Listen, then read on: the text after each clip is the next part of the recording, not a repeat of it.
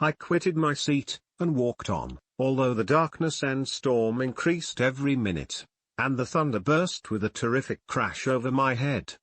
It was echoed from Salève, the Juras, and the Alps of Savoy. Vivid flashes of lightning dazzled my eyes, illuminating the lake, making it appear like a vast sheet of fire. Then for an instant everything seemed of a pitchy darkness, until the eye recovered itself from the preceding flash. The storm, as is often the case in Switzerland, appeared at once in various parts of the heavens. The most violent storm hung exactly north of the town, over the part of the lake which lies between the promontory of Belrive and the village of Capet. Another storm enlightened Jura with faint flashes, and another darkened and sometimes disclosed the Mole, a peaked mountain to the east of the lake. While I watched the tempest, so beautiful yet terrific, I wandered on with a hasty step. This noble war in the sky elevated my spirits. I clasped my hands, and exclaimed aloud, "William, dear angel, this is thy funeral, this thy dirge." As I said these words, I perceived in the gloom a figure which stole from behind a clump of trees near me. I stood fixed, gazing intently. I could not be mistaken. A flash of lightning illuminated the object, and discovered its shape plainly to me, its gigantic stature, and the deformity of its aspect more hideous than belongs to humanity, instantly informed me that it was the wretch, the filthy demon, to whom I had given life. What did he there? Could he be, I shuddered at the conception, the murderer of my brother? No sooner did that idea cross my imagination, than I became convinced of its truth. My teeth chattered, and I was forced to lean against a tree for support. The figure passed me quickly, and I lost it in the gloom. Nothing in human shape could have destroyed the fair child. He was the murderer. I could not doubt it. The mere presence of the idea was an irresistible proof of the fact. I thought of pursuing the devil, but it would have been in vain, for another flash discovered him to me hanging among the rocks of the nearly perpendicular ascent of Montana Salève, a hill that bounds Plain Police on the south. He soon reached the summit, and disappeared. I remained motionless. The thunder ceased, but the rain still continued, and the scene was enveloped in an impenetrable darkness. I revolved in my mind the events which I had until now sought to forget, the whole train of my progress toward the creation, the appearance of the works of my own hands at my bedside, its departure. 2 years had now nearly elapsed since the night on which he first received life, and was this his first crime? Alas! I had turned loose into the world a depraved wretch, whose delight was in carnage and misery. Had he not murdered my brother? No one can conceive the anguish I suffered during the remainder of the night, which I spent, cold and wet, in the open air. But I did not feel the inconvenience of the weather. My imagination was busy in scenes of evil and despair. I considered the being whom I had cast among mankind, and endowed with the will and power to effect purposes of horror, such as the deed which he had now done, nearly in the light of my own vampire, my own spirit let loose from the grave, and forced to destroy all that was dear to me. Day dawned, and I directed my steps towards the town. The gates were open, and I hastened to my father's house. My first thought was to discover what I knew of the murderer, and cause instant pursuit to be made. But I paused when I reflected on the story that I had to tell. A being whom I myself had formed, and endued with life, had met me at midnight among the precipices of an inaccessible mountain. I remembered also the nervous fever with which I had been seized just at the time that I dated my creation, and which would give an air of delirium to a tale otherwise so utterly improbable. I well knew that if any other had communicated such a relation to me, I should have looked upon it as the ravings of insanity. Besides, the strange nature of the animal would delude all pursuit, even if I were so far credited as to persuade my relatives to commence it. And then of what use would be pursuit? Who could arrest a creature capable of scaling the overhanging sides of Montana Salève? These reflections determined me, and I resolved to remain silent. It was about 5 in the morning when I entered my father's house. I told the servants not to disturb the family, and went into the library to attend their usual hour of rising. 6 years had elapsed, passed in a dream but for one indelible trace, and I stood in the same place where I had last embraced my father before my departure for Ingolstadt. Beloved and venerable parent! He still remained to me.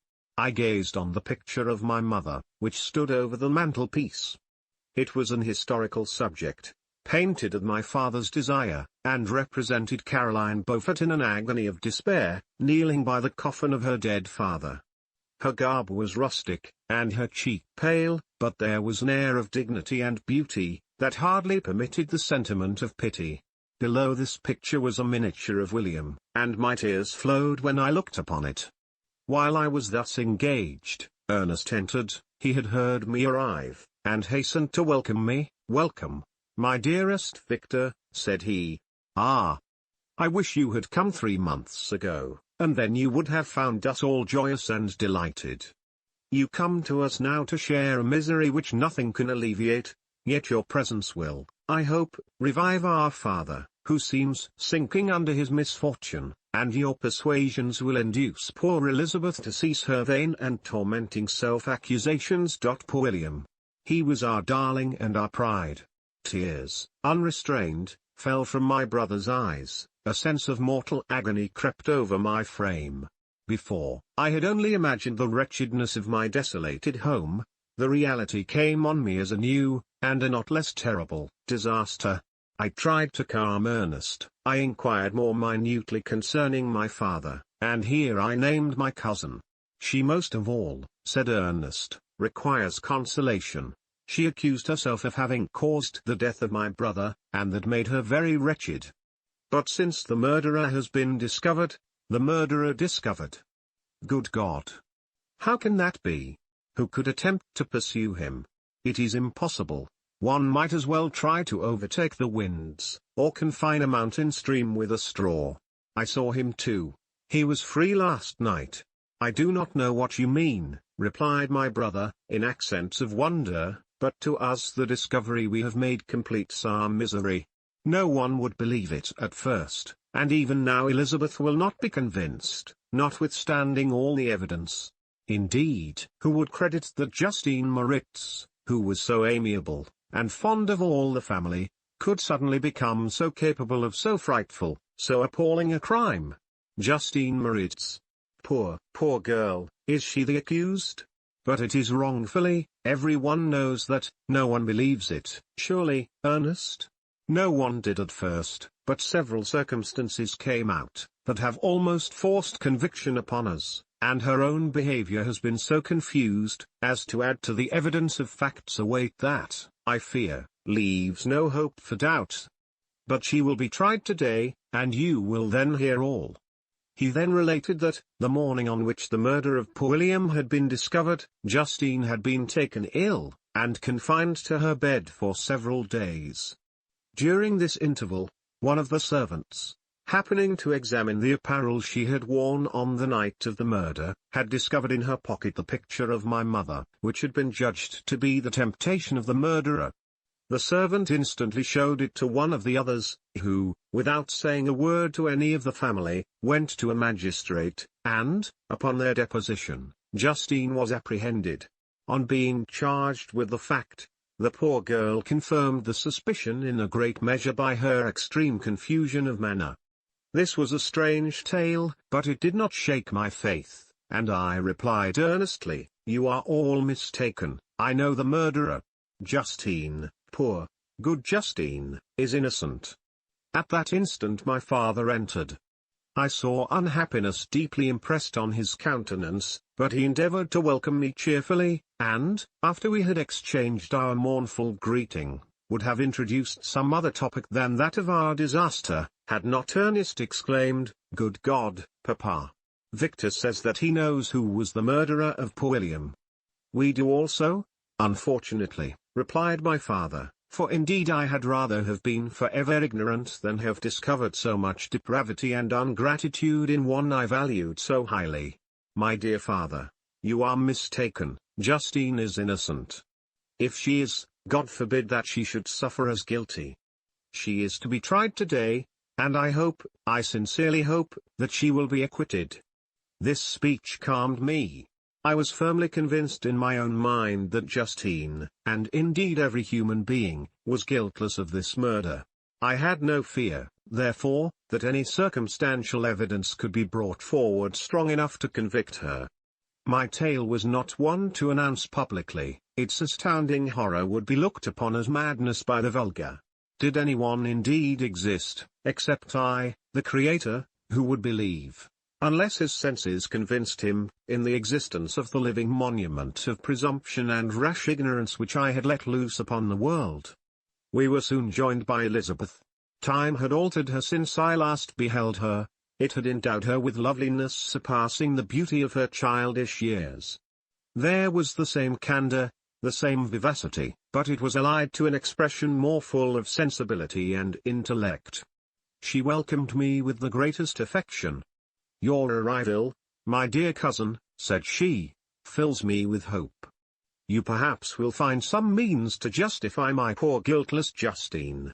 Alas! Who is safe, if she be convicted of crime? I rely on her innocence as certainly as I do upon my own. Our misfortune is doubly hard to us. We have not only lost that lovely darling boy, but this poor girl, whom I sincerely love, is to be torn away by even a worse fate. If she is condemned, I never shall know joy more. But she will not, I am sure she will not, and then I shall be happy again, even after the sad death of my little William." "She is innocent, my Elizabeth," said I, "and that shall be proved. Fear nothing, but let your spirits be cheered by the assurance of her acquittal." "How kind and generous you are! Every one else believes in her guilt, and that made me wretched, for I knew that it was impossible, and to see every one else prejudiced in so deadly a manner rendered me hopeless and despairing." She wept. "Dearest niece," said my father, "dry your tears.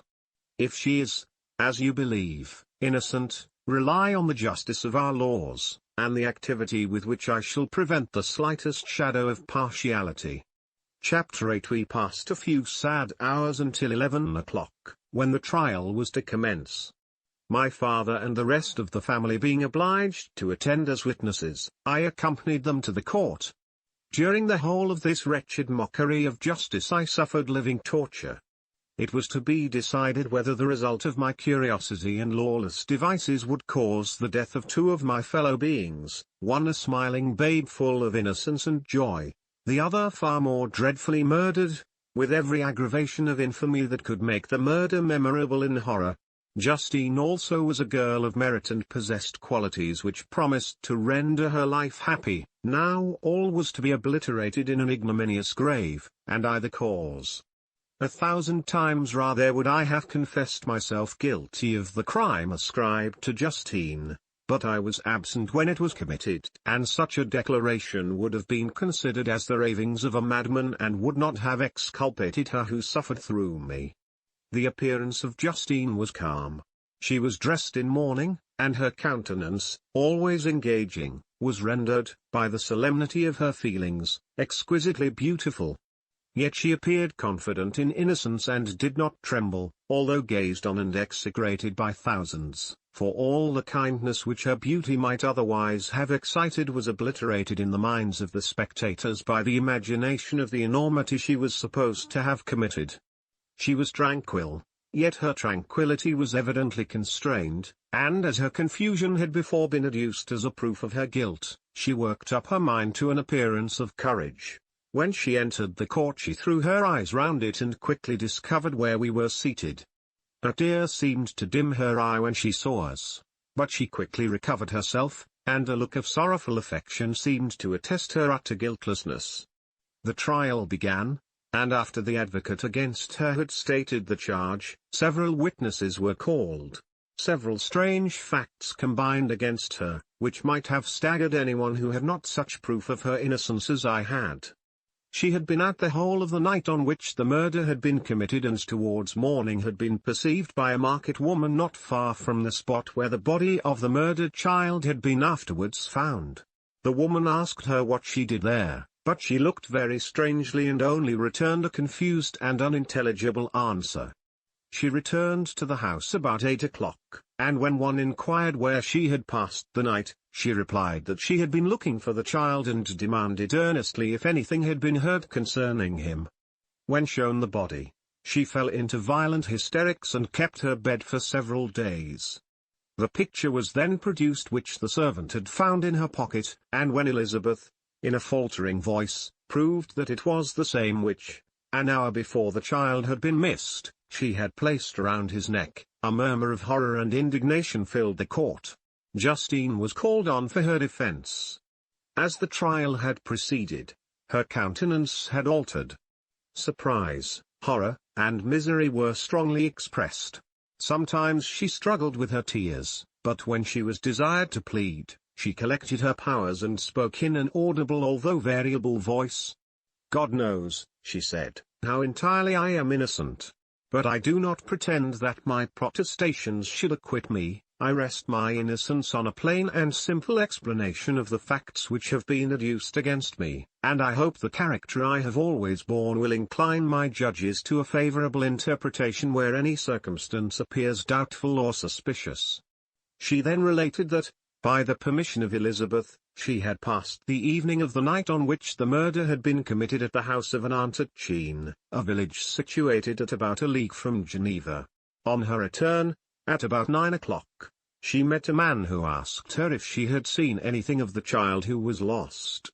She was alarmed by this account and passed several hours in looking for him, when the gates of Geneva were shut, and she was forced to remain several hours of the night in the barn belonging to a cottage, being unwilling to call up the inhabitants, to whom she was well known. Most of the night she spent here watching. Towards morning she believed that she slept for a few minutes. Some steps disturbed her, and she awoke. It was dawn, and she quitted her asylum, that she might again endeavor to find my brother. If she had gone near the spot where his body lay, it was without her knowledge. That she had been bewildered when questioned by the market woman was not surprising, since she had passed a sleepless night and the fate of poor William was yet uncertain. Concerning the picture she could give no account. "I know," continued the unhappy victim, "how heavily and fatally this one circumstance weighs against me, but I have no power of explaining it, and when I have expressed my utter ignorance, I am only left to conjecture concerning the probabilities by which it might have been placed in my pocket. But here also I am checked. I believe that I have no enemy on earth, and none surely would have been so wicked as to destroy me wantonly. Did the murderer place it there? I know of no opportunity afforded him for so doing, or, if I had, why should he have stolen the jewel, to part with it again so soon? I commit my cause to the justice of my judges, yet I see no room for hope. I beg permission to have a few witnesses examined concerning my character, and if their testimony shall not overweigh my supposed guilt, I must be condemned, although I would pledge my salvation on my innocence. Several witnesses were called who had known her for many years, and they spoke well of her, but fear and hatred of the crime of which they supposed her guilty rendered them timorous and unwilling to come forward. Elizabeth saw even this last resource, her excellent dispositions and irreproachable conduct, about to fail the accused, when, although violently agitated, she desired permission to address the court. "I am," said she, "the cousin of the unhappy child who was murdered, or rather his sister, for I was educated by and have lived with his parents ever since and even long before his birth. It may therefore be judged indecent in me to come forward on this occasion, but when I see a fellow creature about to perish through the cowardice of her pretended friends, I wish to be allowed to speak, that I may say what I know of her character. I am well acquainted with the accused. I have lived in the same house with her, at one time for 5 and at another for nearly 2 years. During all that period she appeared to me the most amiable and benevolent of human creatures. She nursed Madame Frankenstein, my aunt, in her last illness, with the greatest affection and care, and afterwards attended her own mother during a tedious illness, in a manner that excited the admiration of all who knew her, after which she again lived in my uncle's house, where she was beloved by all the family. She was warmly attached to the child who is now dead and acted towards him like a most affectionate mother. For my own part, I do not hesitate to say that, notwithstanding all the evidence produced against her, I believe and rely on her perfect innocence.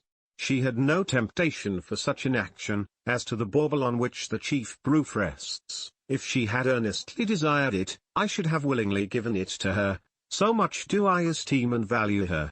A murmur of approbation followed Elizabeth's simple and powerful appeal, but it was excited by her generous interference, and not in favor of poor Justine, on whom the public indignation was turned with renewed violence, charging her with the blackest ingratitude. She herself wept as Elizabeth spoke, but she did not answer. My own agitation and anguish was extreme during the whole trial. I believed in her innocence. I knew it. Could the demon who had, I did not for a minute doubt, murdered my brother also in his hellish sport have betrayed the innocent to death and ignominy? I could not sustain the horror of my situation, and when I perceived that the popular voice and their countenances of the judges had already condemned my unhappy victim, I rushed out of the court in agony. The tortures of the accused did not equal mine. She was sustained by innocence, but the fangs of remorse tore my bosom and would not forego their hold. I passed a night of unmingled wretchedness. In the morning I went to the court.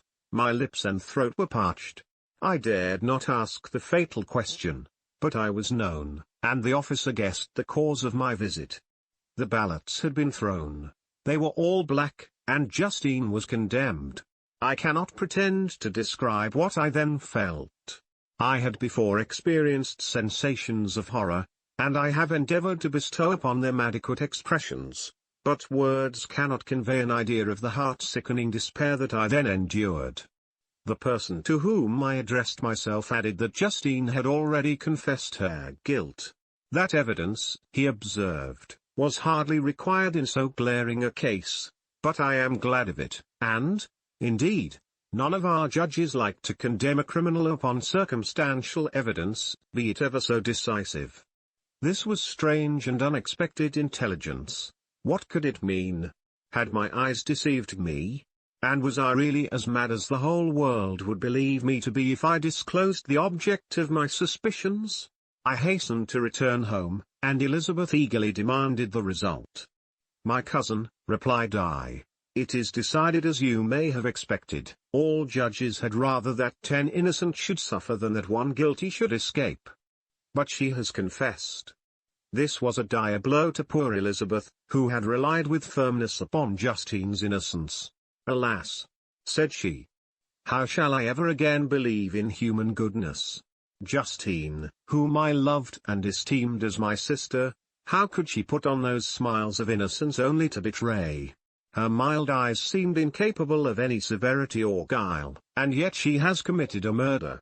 Soon after we heard that the poor victim had expressed a desire to see my cousin. My father wished her not to go but said that he left it to her own judgment and feelings to decide. "Yes," said Elizabeth, "I will go, although she is guilty, and you, Victor, shall accompany me. I cannot go alone." The idea of this visit was torture to me, yet I could not refuse. We entered the gloomy prison chamber and beheld Justine sitting on some straw at the farther end. Her hands were manacled, and her head rested on her knees.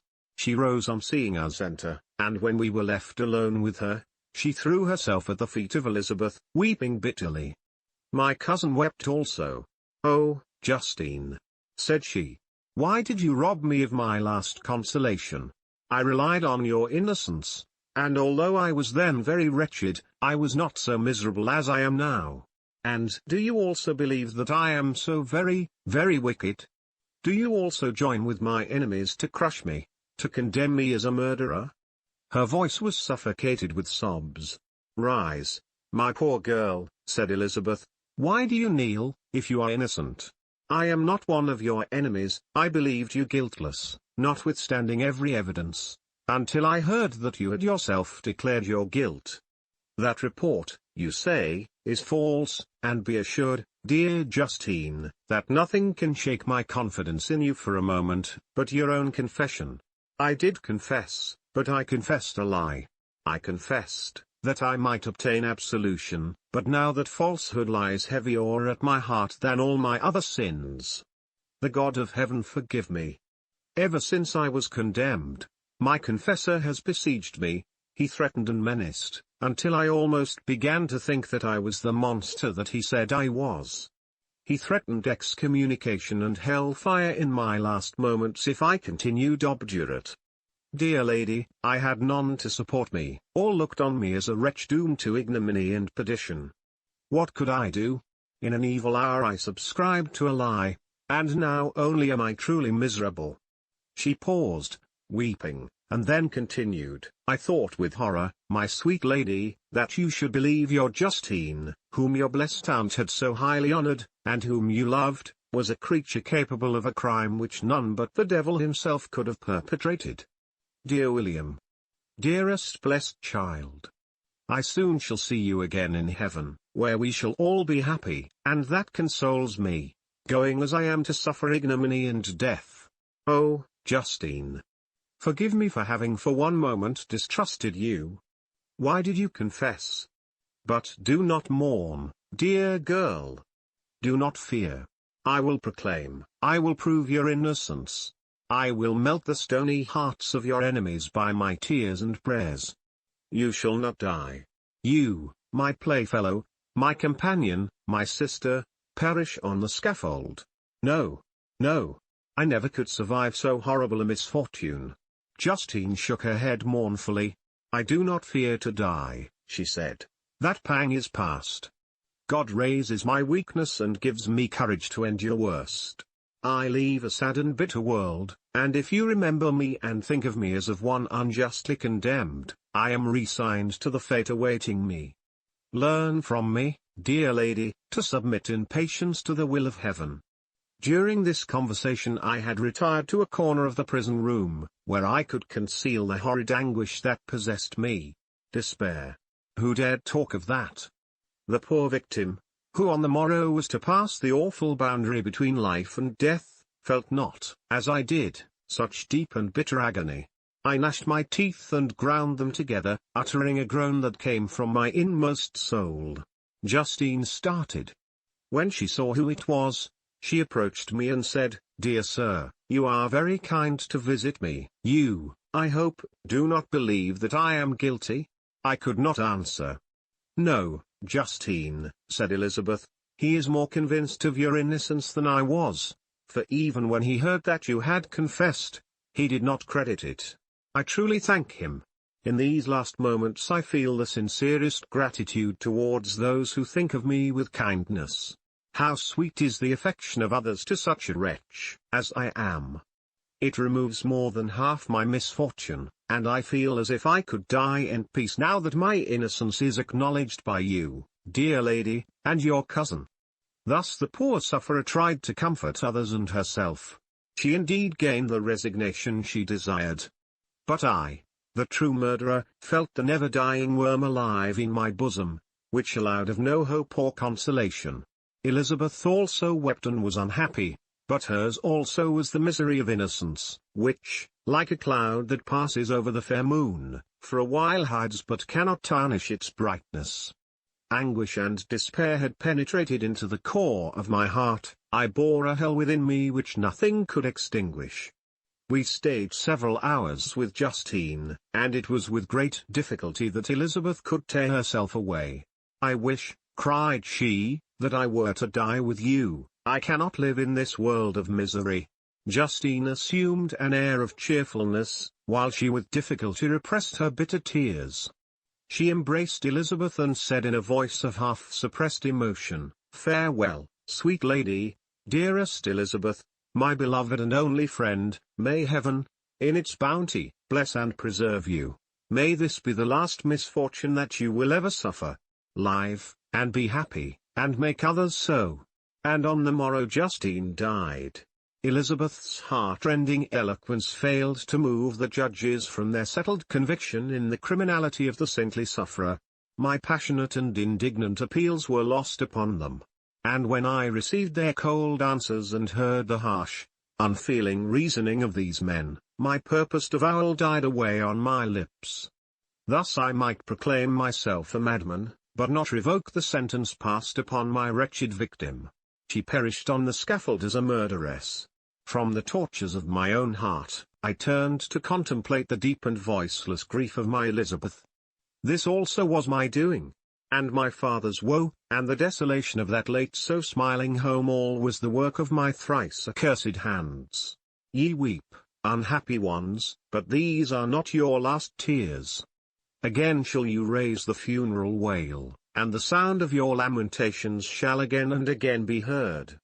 Frankenstein, your son, your kinsman, your early, much-loved friend, he who would spend each vital drop of blood for your sakes, who has no thought nor sense of joy except as it is mirrored also in your dear countenances, who would fill the air with blessings and spend his life in serving you, he bids you weep, to shed countless tears, happy beyond his hopes, if thus inexorable fate be satisfied, and if the destruction pause before the peace of the grave have succeeded to your sad torments.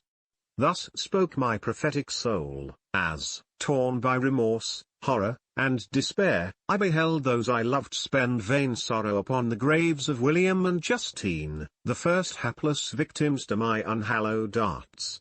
Chapter 9. Nothing is more painful to the human mind than, after the feelings have been worked up by a quick succession of events, the dead calmness of inaction and certainty which follows and deprives the soul both of hope and fear.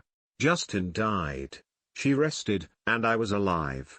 The blood flowed freely in my veins, but a weight of despair and remorse pressed on my heart which nothing could remove. Sleep fled from my eyes, I wandered like an evil spirit, for I had committed deeds of mischief beyond description horrible, and more, much more, I persuaded myself, was yet behind. Yet my heart overflowed with kindness and the love of virtue. I had begun life with benevolent intentions and thirsted for the moment when I should put them in practice and make myself useful to my fellow beings. Now all was blasted. Instead of that serenity of conscience which allowed me to look back upon the past with self-satisfaction, and from thence to gather promise of new hopes, I was seized by remorse and the sense of guilt, which hurried me away to a hell of intense tortures such as no language can describe. This state of mind preyed upon my health, which had perhaps never entirely recovered from the first shock it had sustained. I shunned the face of man, all sound of joy or complacency was torture to me, solitude was my only consolation, deep, dark, death-like solitude. My father observed with pain the alteration perceptible in my disposition and habits and endeavored by arguments deduced from the feelings of his serene conscience and guiltless life to inspire me with fortitude and awaken in me the courage to dispel the dark cloud which brooded over me. "Do you think, Victor," said he, "that I do not suffer also? No one could love a child more than I loved your brother." Tears came into his eyes as he spoke. But is it not a duty to the survivors that we should refrain from augmenting their unhappiness by an appearance of immoderate grief? It is also a duty owed to yourself, for excessive sorrow prevents improvement or enjoyment, or even the discharge of daily usefulness, without which no man is fit for society. This advice, although good, was totally inapplicable to my case. I should have been the first to hide my grief and console my friends if remorse had not mingled its bitterness, and terror its alarm, with my other sensations. Now I could only answer my father with a look of despair and endeavor to hide myself from his view. About this time we retired to our house at Belrive. This change was particularly agreeable to me. The shutting of the gates regularly at 10 o'clock and the impossibility of remaining on the lake after that hour had rendered our residence within the walls of Geneva very irksome to me. I was now free. Often, after the rest of the family had retired for the night, I took the boat and passed many hours upon the water. Sometimes, with my sails set, I was carried by the wind, and sometimes, after rowing into the middle of the lake, I left the boat to pursue its own course and gave weight to my own miserable reflections. I was often tempted, when all was at peace around me, and I the only unquiet thing that wandered restless in a scene so beautiful and heavenly, if I except some bat, or the frogs, whose harsh and interrupted croaking was heard only when I approached the shore. Often, I say, I was tempted to plunge into the silent lake, that the waters might close over me and my calamities forever. But I was restrained, when I thought of the heroic and suffering Elizabeth, whom I tenderly loved, and whose existence was bound up in mine. I thought also of my father and surviving brother. Should I by my base desertion leave them exposed and unprotected to the malice of the fiend whom I had let loose among them? At these moments I wept bitterly and wished that peace would revisit my mind, only that I might afford them consolation and happiness. But that could not be. Remorse extinguished every hope. I had been the author of unalterable evils, and I lived in daily fear lest the monster whom I had created should perpetrate some new wickedness. I had an obscure feeling that all was not over and that he would still commit some signal crime, which by its enormity should almost efface the recollection of the past. There was always scope for fear so long as anything I loved remained behind. My abhorrence of this fiend cannot be conceived. When I thought of him I gnashed my teeth, my eyes became inflamed, and I ardently wished to extinguish that life which I had so thoughtlessly bestowed. When I reflected on his crimes and malice, my hatred and revenge burst all bounds of moderation. I would have made a pilgrimage to the highest peak of the Andes, could I, when there, have precipitated him to their base. I wished to see him again, that I might wreak the utmost extent of abhorrence on his head and avenge the deaths of William and Justine. Our house was the house of mourning. My father's health was deeply shaken by the horror of the recent events. Elizabeth was sad and desponding. She no longer took delight in her ordinary occupations. All pleasure seemed to her sacrilege toward the dead. Eternal woe and tears she then thought was the just tribute she should pay to innocence so blasted and destroyed. She was no longer that happy creature who in earlier youth wandered with me on the banks of the lake and talked with ecstasy of our future prospects. The first of those sorrows which are sent to wean us from the earth had visited her, and its dimming influence quenched her dearest smiles. When I reflect, my dear cousin, said she, on the miserable death of Justine Moritz, I no longer see the world and its works as they before appeared to me. Before, I looked upon the accounts of vice and injustice that I read in books or heard from others as tales of ancient days or imaginary evils. At least they were remote and more familiar to reason than to the imagination. But now misery has come home, and men appear to me as monsters thirsting for each other's blood. Yet I am certainly unjust. Everybody believed that poor girl to be guilty, and if she could have committed the crime for which she suffered, assuredly she would have been the most depraved of human creatures. For the sake of a few jewels, to have murdered the son of her benefactor and friend, a child whom she had nursed from its birth, and appeared to love as if it had been her own. I could not consent to the death of any human being, but certainly I should have thought such a creature unfit to remain in the society of men. But she was innocent. I feel she was innocent. You are of the same opinion, and that confirms me. Alas, Victor, when falsehood can look so like the truth, who can assure themselves of certain happiness? I feel as if I were walking on the edge of a precipice, towards which thousands are crowding and endeavoring to plunge me into the abyss. William and Justine were assassinated, and the murderer escapes. He walks about the world free, and perhaps respected. But even if I were condemned to suffer on the scaffold for the same crimes, I would not change places with such a wretch. I listened to this discourse with the extremest agony. I, not indeed, but in effect, was the true murderer. Elizabeth read my anguish in my countenance, and kindly taking my hand, said, "My dearest friend, you must calm yourself. These events have affected me, God knows how deeply, but I am not so wretched as you are. There is an expression of despair, and sometimes of revenge, in your countenance that makes me tremble. Dear Victor, banish these dark passions. Remember the friends around you, who center all their hopes in you. Have we lost the power of rendering you happy? Ah! While we love, while we are true to each other, here in this land of peace and beauty, your native country, we may reap every tranquil blessing, what can disturb our peace? And could not such words from her whom I fondly prized before every other gift of fortune suffice to chase away the fiend that lurked in my heart?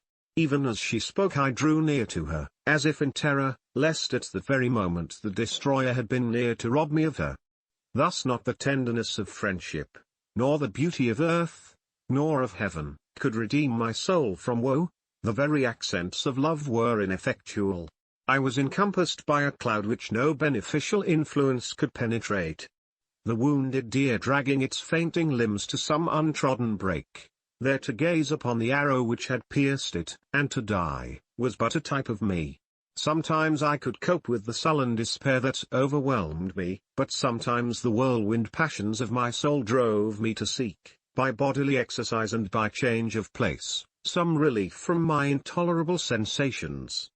It was during an access of this kind that I suddenly left my home, and bending my steps towards the near alpine valleys, sought in the magnificence, the eternity of such scenes, to forget myself and my ephemeral, because human, sorrows. My wanderings were directed towards the valley of Chamonix. I had visited it frequently during my boyhood. 6 years had passed since then. I was a wreck, but naught had changed in those savage and enduring scenes. I performed the first part of my journey on horseback. I afterwards hired a mule, as the more sure-footed and least liable to receive injury on these rugged roads. The weather was fine. It was about the middle of the month of August, nearly 2 months after the death of Justine, that miserable epoch from which I dated all my woe. The weight upon my spirit was sensibly lightened as I plunged yet deeper in the ravine of Ave. The immense mountains and precipices that overhung me on every side, the sound of the river raging among the rocks, and the dashing of the waterfalls around spoke of a power mighty as omnipotence, and I ceased to fear or to bend before any being less almighty than that which had created and ruled the elements, here displayed in their most terrific guise. Still, as I ascended higher, the valley assumed a more magnificent and astonishing character. Ruined castles hanging on the precipices of piny mountains, the impetuous Ave, and cottages every here and there peeping forth from among the trees formed a scene of singular beauty.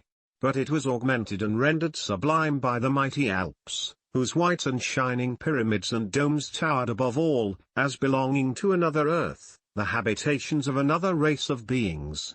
I passed the bridge of Polessia, where the ravine, which the river forms, opened before me, and I began to ascend the mountain that overhangs it. Soon after, I entered the valley of Chamonix. This valley is more wonderful and sublime, but not so beautiful and picturesque as that of Servox, through which I had just passed. The high and snowy mountains were its immediate boundaries, but I saw no more ruined castles and fertile fields. Immense glaciers approached the road, I heard the rumbling thunder of the falling avalanche and marked the smoke of its passage. Montana Blanc, the supreme and magnificent Montana Blanc, raised itself from the surrounding aiguilles, and its tremendous dome overlooked the valley. A tingling long-lost sense of pleasure often came across me during this journey. Some turn in the road, some new object suddenly perceived and recognized, reminded me of days gone by, and were associated with the light-hearted gaiety of boyhood.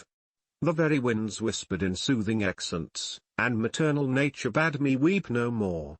Then again the kindly influence ceased to act, I found myself fettered again to grief and indulging in all the misery of reflection. Then I spurred on my animal, striving so to forget the world, my fears, and more than all, myself, or, in a more desperate fashion, I alighted and threw myself on the grass, weighed down by horror and despair.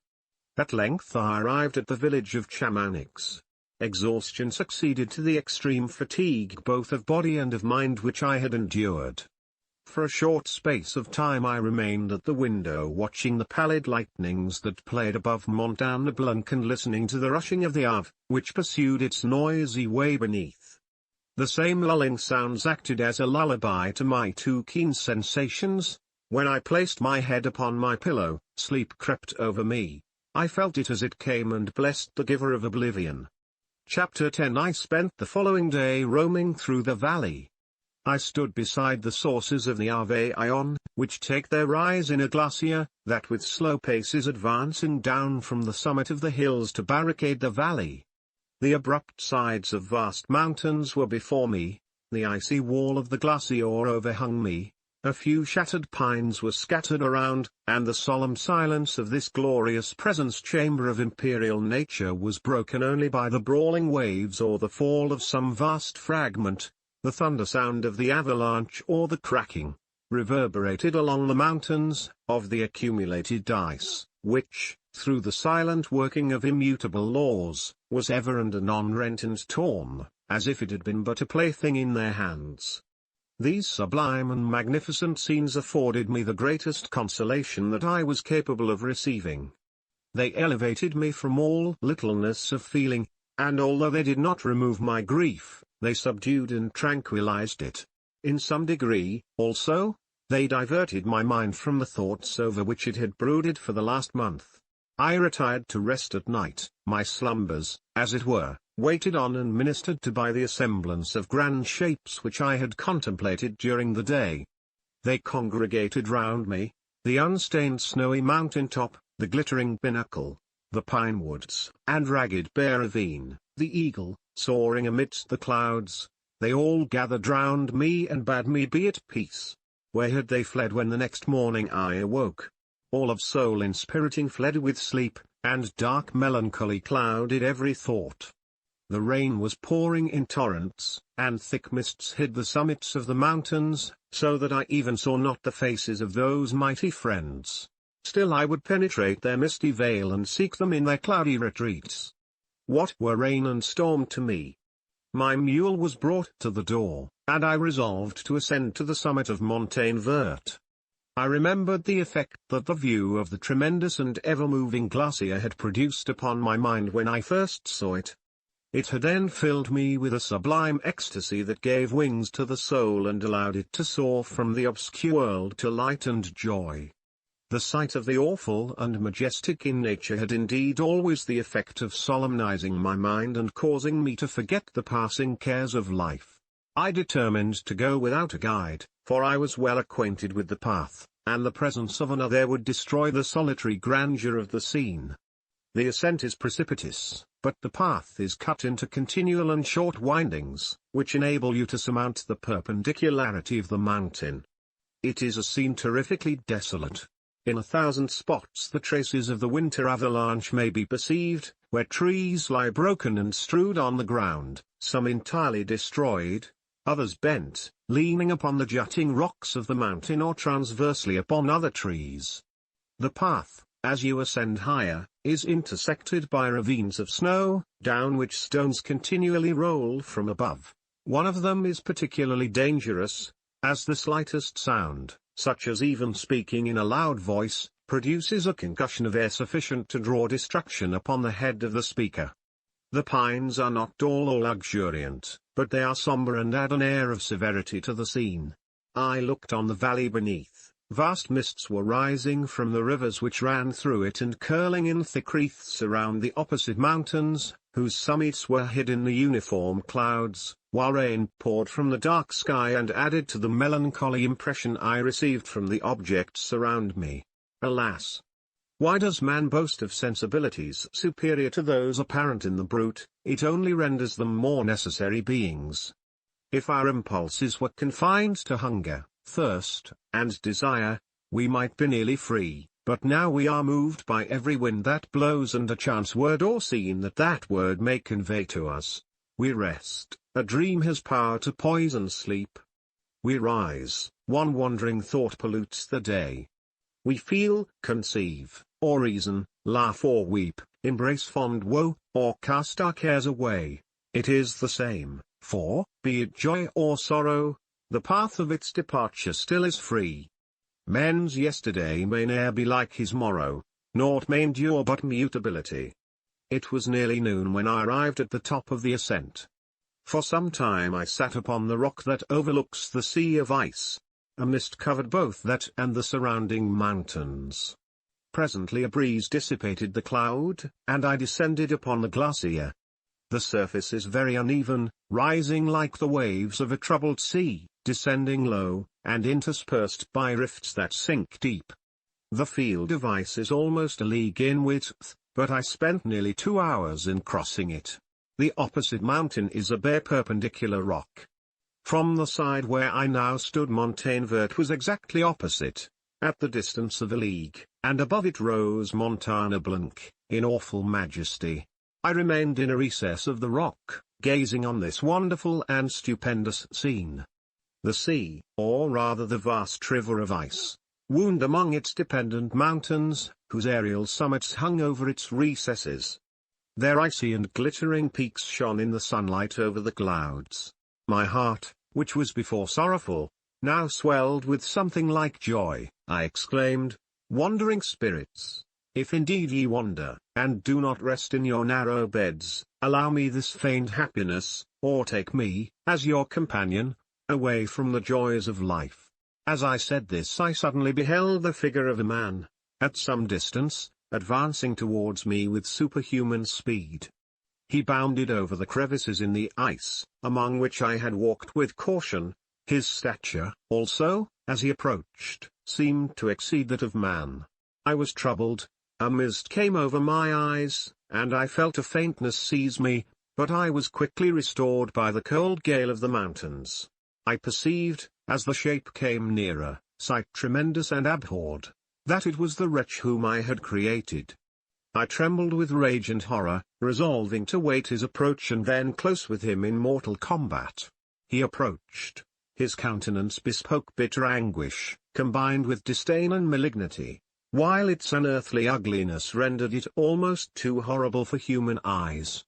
But I scarcely observed this. Rage and hatred had at first deprived me of utterance, and I recovered only to overwhelm him with words expressive of furious detestation and contempt. "Devil," I exclaimed, "do you dare approach me? And do not you fear the fierce vengeance of my arm wreaked on your miserable head? Begone, vile insect. Or rather, stay, that I may trample you to dust. And, oh, that I could, with the extinction of your miserable existence, restore those victims whom you have so diabolically murdered." "I expected this reception," said the demon. "All men hate the wretched. How, then, must I be hated, who am miserable beyond all living things?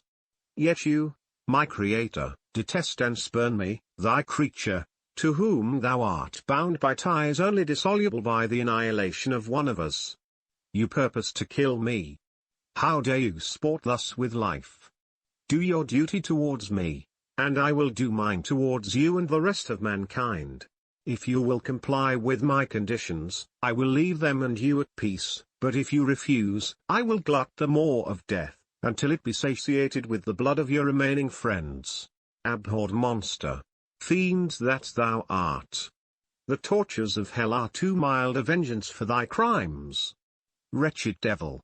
You reproach me with your creation. Come on, then, that I may extinguish the spark which I so negligently bestowed." My rage was without bounds. I sprang on him, impelled by all the feelings which can arm one being against the existence of another. He easily eluded me and said, "Be calm. I entreat you to hear me before you give vent to your hatred on my devoted head. Have I not suffered enough, that you seek to increase my misery? Life, although it may only be an accumulation of anguish, is dear to me, and I will defend it. Remember, thou hast made me more powerful than thyself, my height is superior to thine, my joints more supple. But I will not be tempted to set myself in opposition to thee. I am thy creature, and I will be even mild and docile to my natural lord and king if thou wilt also perform thy part, the which thou owest me.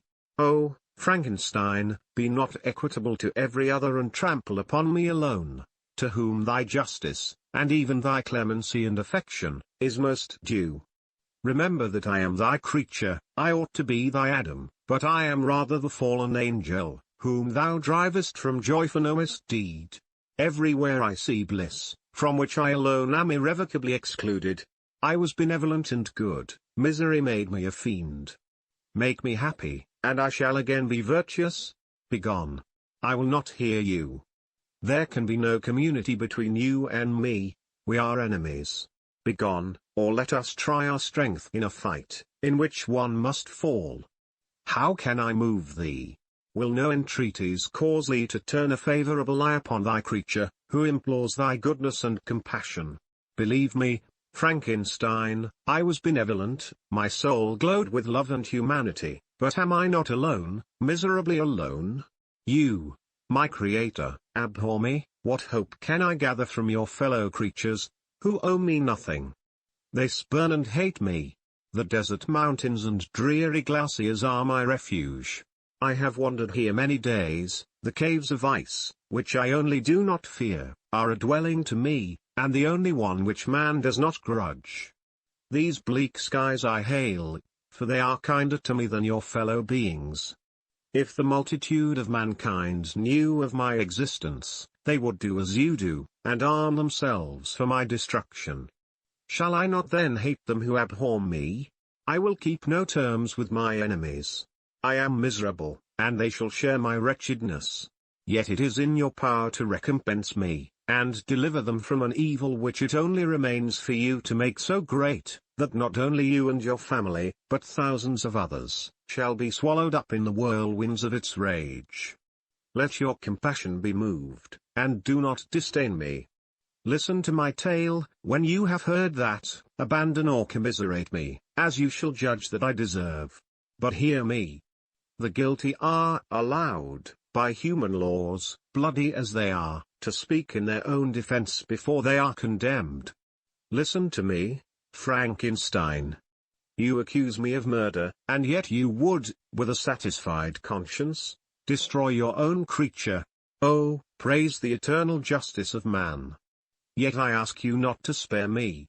Listen to me, and then, if you can, and if you will, destroy the work of your hands. Why do you call to my remembrance, I rejoined, circumstances of which I shudder to reflect, that I have been the miserable origin and author? Cursed be the day, abhorred devil, in which you first saw light. Cursed, although I curse myself, be the hands that formed you. You have made me wretched beyond expression. You have left me no power to consider whether I am just to you or not. Begone. Relieve me from the sight of your detested form. Thus I relieve thee, my creator, he said, and placed his hated hands before my eyes, which I flung from me with violence. Thus I take from thee a sight which you abhor. Still thou canst listen to me and grant me thy compassion. By the virtues that I once possessed, I demand this from you. Hear my tale. It is long and strange, and the temperature of this place is not fitting to your fine sensations. Come to the hut upon the mountain. The sun is yet high in the heavens, before it descends to hide itself behind your snowy precipices and illuminate another world. You will have heard my story and can decide. On you it rests, whether I quit for ever the neighborhood of man and lead a harmless life, or become the scourge of your fellow creatures and the author of your own speedy ruin. As he said this he led the way across the ice. I followed.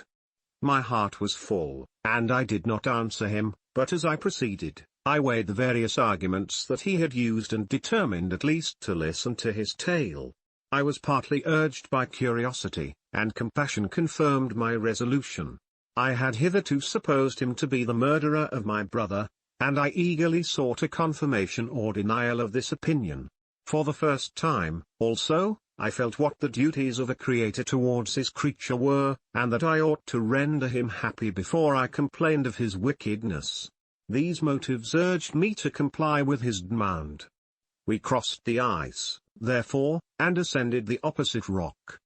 The air was cold, and the rain again began to descend. We entered the hut, the fiend with an air of exultation, I with a heavy heart and depressed spirits. But I consented to listen, and seating myself by the fire which my odious companion had lighted, he thus began his tale. Chapter 11. It is with considerable difficulty that I remember the original era of my being. All the events of that period appear confused and indistinct. A strange multiplicity of sensations seized me, and I saw, felt, heard, and smelt at the same time, and it was, indeed, a long time before I learned to distinguish between the operations of my various senses. By degrees, I remember, a stronger light pressed upon my nerves, so that I was obliged to shut my eyes. Darkness then came over me and troubled me, but hardly had I felt this when, by opening my eyes, as I now suppose, the light poured in upon me again. I walked and, I believe, descended, but I presently found a great alteration in my sensations. Before, dark and opaque bodies had surrounded me, impervious to my touch or sight, but I now found that I could wander on at liberty, with no obstacles which I could not either surmount or avoid. The light became more and more oppressive to me, and the heat wearying me as I walked, I sought a place where I could receive shade. This was the forest near Ingolstadt, and here I lay by the side of a brook resting from my fatigue, until I felt tormented by hunger and thirst. This roused me from my nearly dormant state, and I ate some berries which I found hanging on the trees or lying on the ground. I slaked my thirst at the brook, and then lying down, was overcome by sleep. It was dark when I awoke. I felt cold also, and half frightened, as it were, instinctively, finding myself so desolate. Before I had quitted your apartment, on a sensation of cold, I had covered myself with some clothes, but these were insufficient to secure me from the dews of night. I was a poor, helpless, miserable wretch, I knew, and could distinguish nothing, but feeling pain invade me on all sides. I sat down and wept. Soon a gentle light stole over the heavens and gave me a sensation of pleasure. I started up and beheld a radiant form rise from among the trees. The moon. I gazed with a kind of wonder. It moved slowly, but it enlightened my path, and I again went out in search of berries. I was still cold when under one of the trees I found a huge cloak, with which I covered myself, and sat down upon the ground. No distinct ideas occupied my mind, all was confused. I felt light, and hunger, and thirst, and darkness. Innumerable sounds rang in my ears, and on all sides various scents saluted me. The only object that I could distinguish was the bright moon, and I fixed my eyes on that with pleasure. Several changes of day and night passed, and the orb of night had greatly lessened, when I began to distinguish my sensations from each other. I gradually saw plainly the clear stream that supplied me with drink and the trees that shaded me with their foliage. I was delighted when I first discovered that a pleasant sound, which often saluted my ears, proceeded from the throats of the little winged animals who had often intercepted the light from my eyes. I began also to observe, with greater accuracy, the forms that surrounded me and to perceive the boundaries of the radiant roof of light which canopied me.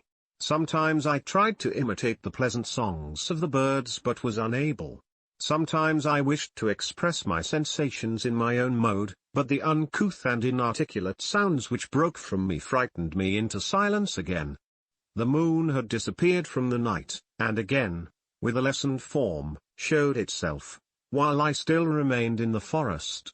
My sensations had by this time become distinct, and my mind received every day additional ideas. My eyes became accustomed to the light and to perceive objects in their right forms. I distinguished the insect from the herb, and by degrees, one herb from another. I found that the sparrow uttered none but harsh notes, whilst those of the blackbird and thrush were sweet and enticing. One day, when I was oppressed by cold, I found a fire which had been left by some wandering beggars, and was overcome with delight at the warmth I experienced from it. In my joy I thrust my hand into the live embers, but quickly drew it out again with a cry of pain. How strange, I thought, that the same cause should produce such opposite effects. I examined the materials of the fire, and to my joy found it to be composed of wood. I quickly collected some branches, but they were wet and would not burn. I was pained at this and sat still watching the operation of the fire. The wet wood which I had placed near the heat dried and itself became inflamed. I reflected on this, and by touching the various branches, I discovered the cause and busied myself in collecting a great quantity of wood, that I might dry it and have a plentiful supply of fire. When night came on and brought sleep with it, I was in the greatest fear lest my fire should be extinguished. I covered it carefully with dry wood and leaves and placed wet branches upon it, and then, spreading my cloak, I lay on the ground and sank into sleep. It was morning when I awoke, and my first care was to visit the fire. I uncovered it, and a gentle breeze quickly fanned it into a flame. I observed this also and contrived a fan of branches, which roused the embers when they were nearly extinguished. When night came again I found, with pleasure, that the fire gave light as well as heat and that the discovery of this element was useful to me in my food, for I found some of the offals that the travellers had left had been roasted, and tasted much more savoury than the berries I gathered from the trees. I tried, therefore, to dress my food in the same manner, placing it on the live embers. I found that the berries were spoiled by this operation, and the nuts and roots much improved. Food, however, became scarce, and I often spent the whole day searching in vain for a few acorns to assuage the pangs of hunger. When I found this, I resolved to quit the place that I had hitherto inhabited, to seek for one where the few wants I experienced would be more easily satisfied. In this emigration I exceedingly lamented the loss of the fire which I had obtained through accident and knew not how to reproduce it. I gave several hours to the serious consideration of this difficulty, but I was obliged to relinquish all attempt to supply it, and wrapping myself up in my cloak, I struck across the wood towards the setting sun. I passed 3 days in these rambles and at length discovered the open country. A great fall of snow had taken place the night before, and the fields were of one uniform white. The appearance was disconsolate, and I found my feet chilled by the cold damp substance that covered the ground. It was about 7 in the morning, and I longed to obtain food and shelter. At length I perceived a small hut, on a rising ground, which had doubtless been built for the convenience of some shepherd. This was a new sight to me, and I examined the structure with great curiosity. Finding the door open, I entered. An old man sat in it, near a fire, over which he was preparing his breakfast. He turned on hearing a noise, and perceiving me, shrieked loudly, and quitting the hut, ran across the fields with a speed of which his debilitated form hardly appeared capable. His appearance, different from any I had ever before seen, and his flight somewhat surprised me. But I was enchanted by the appearance of the hut. Here the snow and rain could not penetrate, the ground was dry, and it presented to me then as exquisite and divine a retreat as pandemonium appeared to the demons of hell after their sufferings in the lake of fire. I greedily devoured the remnants of the shepherd's breakfast, which consisted of bread, cheese, milk, and wine. The latter, however, I did not like. Then, overcome by fatigue, I lay down among some straw and fell asleep. It was noon when I awoke, and allured by the warmth of the sun, which shone brightly on the white ground, I determined to recommence my travels, and, depositing the remains of the peasant's breakfast in a wallet I found, I proceeded across the fields for several hours, until at sunset I arrived at a village. How miraculous did this appear! The huts, the neater cottages, and stately houses engaged my admiration by turns. The vegetables in the gardens, the milk and cheese that I saw placed at the windows of some of the cottages, allured my appetite. One of the best of these I entered, but I had hardly placed my foot within the door before the children shrieked, and one of the women fainted. The whole village was roused, some fled, some attacked me, until, grievously bruised by stones and many other kinds of missile weapons, I escaped to the open country and fearfully took refuge in a low hovel, quite bare, and making a wretched appearance after the palaces I had beheld in the village. This hovel, however, joined a cottage of a neat and pleasant appearance, but after my late dearly bought experience, I dared not enter it. My place of refuge was constructed of wood, but so low that I could with difficulty sit upright in it. No wood, however, was placed on the earth, which formed the floor, but it was dry. and although the wind entered it by innumerable chinks, I found it an agreeable asylum from the snow and rain.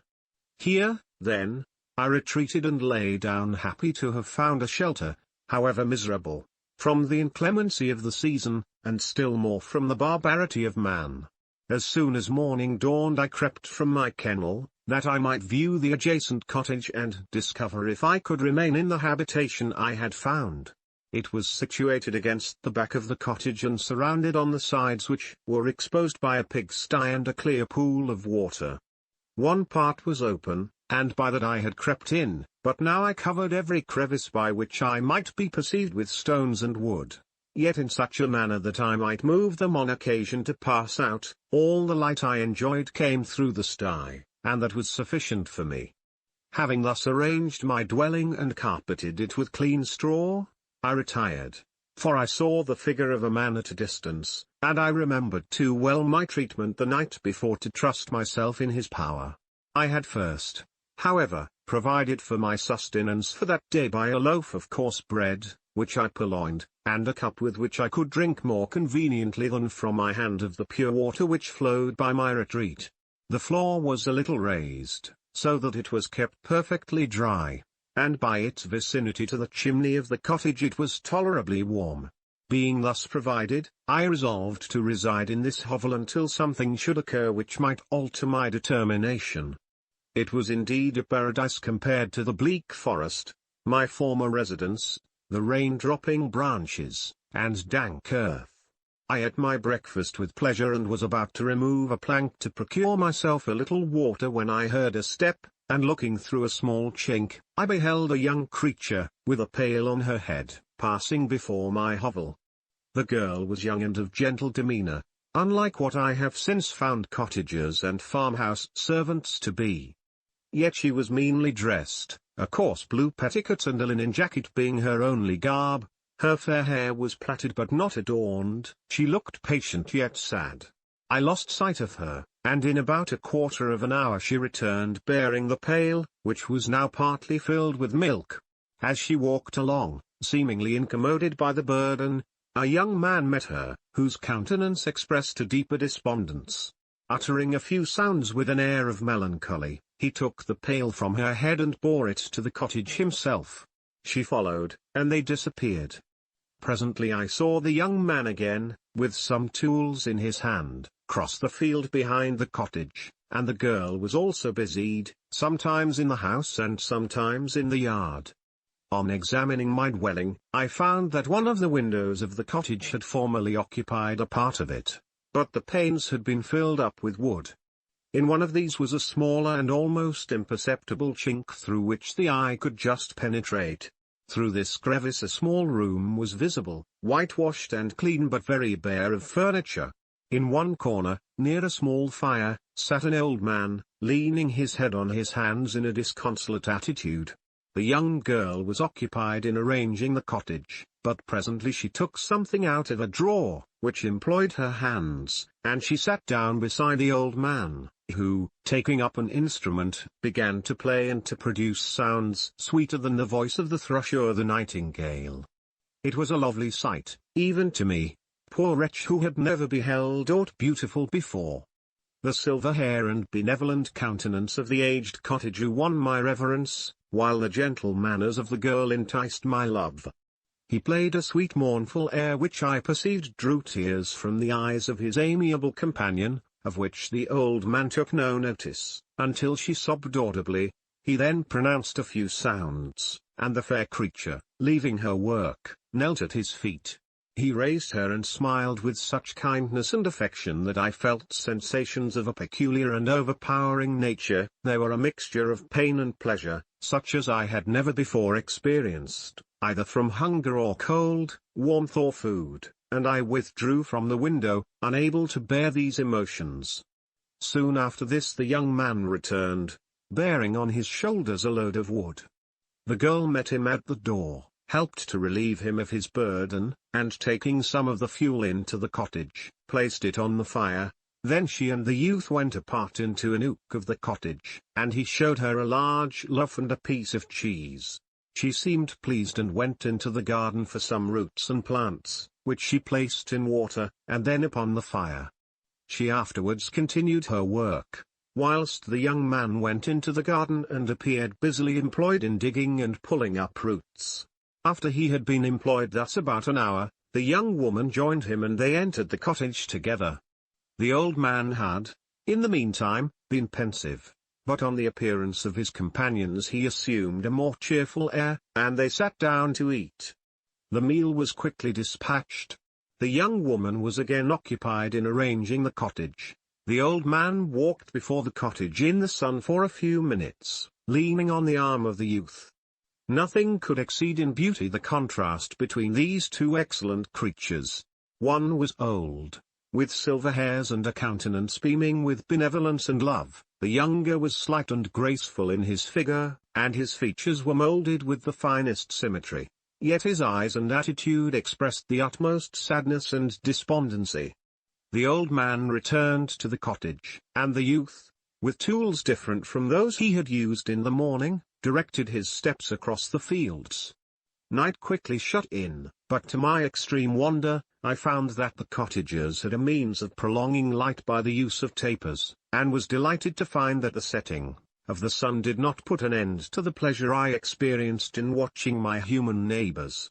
In the evening the young girl and her companion were employed in various occupations which I did not understand, and the old man again took up the instrument which produced the divine sounds that had enchanted me in the morning. So soon as he had finished, the youth began, not to play, but to utter sounds that were monotonous, and neither resembling the harmony of the old man's instrument nor the songs of the birds. I since found that he read aloud, but at that time I knew nothing of the science of words or letters.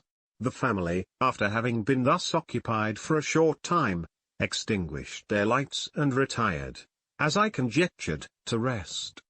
Chapter 12. I lay on my straw, but I could not sleep. I thought of the occurrences of the day. What chiefly struck me was the gentle manners of these people, and I longed to join them, but dared not. I remembered too well the treatment I had suffered the night before from the barbarous villagers, and resolved, whatever course of conduct I might hereafter think it right to pursue, that for the present I would remain quietly in my hovel, watching and endeavoring to discover the motives which influenced their actions. The cottagers arose the next morning before the sun. The young woman arranged the cottage and prepared the food, and the youth departed after the first meal. This day was passed in the same routine as that which preceded it. The young man was constantly employed out of doors, and the girl in various laborious occupations within. The old man, whom I soon perceived to be blind, employed his leisure hours on his instrument or in contemplation. Nothing could exceed the love and respect which the younger cottagers exhibited towards their venerable companion. They performed towards him every little office of affection and duty with gentleness, and he rewarded them by his benevolent smiles. They were not entirely happy. The young man and his companion often went apart and appeared to weep. I saw no cause for their unhappiness, but I was deeply affected by it. If such lovely creatures were miserable, it was less strange that I, an imperfect and solitary being, should be wretched. Yet why were these gentle beings unhappy? They possessed a delightful house, for such it was in my eyes, and every luxury. They had a fire to warm them when chill and delicious viands when hungry. They were dressed in excellent clothes, and, still more, they enjoyed one another's company and speech, interchanging each day looks of affection and kindness. What did their tears imply? Did they really express pain? I was at first unable to solve these questions, but perpetual attention and time explained to me many appearances which were at first enigmatic. A considerable period elapsed before I discovered one of the causes of the uneasiness of this amiable family. It was poverty, and they suffered that evil in a very distressing degree. Their nourishment consisted entirely of the vegetables of their garden and the milk of one cow, which gave very little during the winter, when its masters could scarcely procure food to support it. They often, I believe, suffered the pangs of hunger very poignantly, especially the two younger cottagers, for several times they placed food before the old man when they reserved none for themselves. This trait of kindness moved me sensibly. I had been accustomed, during the night, to steal a part of their store for my own consumption, but when I found that in doing this I inflicted pain on the cottagers, I abstained and satisfied myself with berries, nuts, and roots which I gathered from a neighboring wood. I discovered also another means through which I was enabled to assist their labors. I found that the youth spent a great part of each day in collecting wood for the family fire, and during the night I often took his tools, the use of which I quickly discovered, and brought home firing sufficient for the consumption of several days. I remember, the first time that I did this, the young woman, when she opened the door in the morning, appeared greatly astonished on seeing a great pile of wood on the outside. She uttered some words in a loud voice, and the youth joined her, who also expressed surprise. I observed, with pleasure, that he did not go to the forest that day, but spent it in repairing the cottage and cultivating the garden. By degrees I made a discovery of still greater moment. I found that these people possessed a method of communicating their experience and feelings to one another by articulate sounds. I perceived that the words they spoke sometimes produced pleasure or pain, smiles or sadness, in the minds and countenances of the hearers. This was indeed a godlike science, and I ardently desired to become acquainted with it. But I was baffled in every attempt I made for this purpose. Their pronunciation was quick, and the words they uttered, not having any apparent connection with visible objects, I was unable to discover any clue by which I could unravel the mystery of their reference.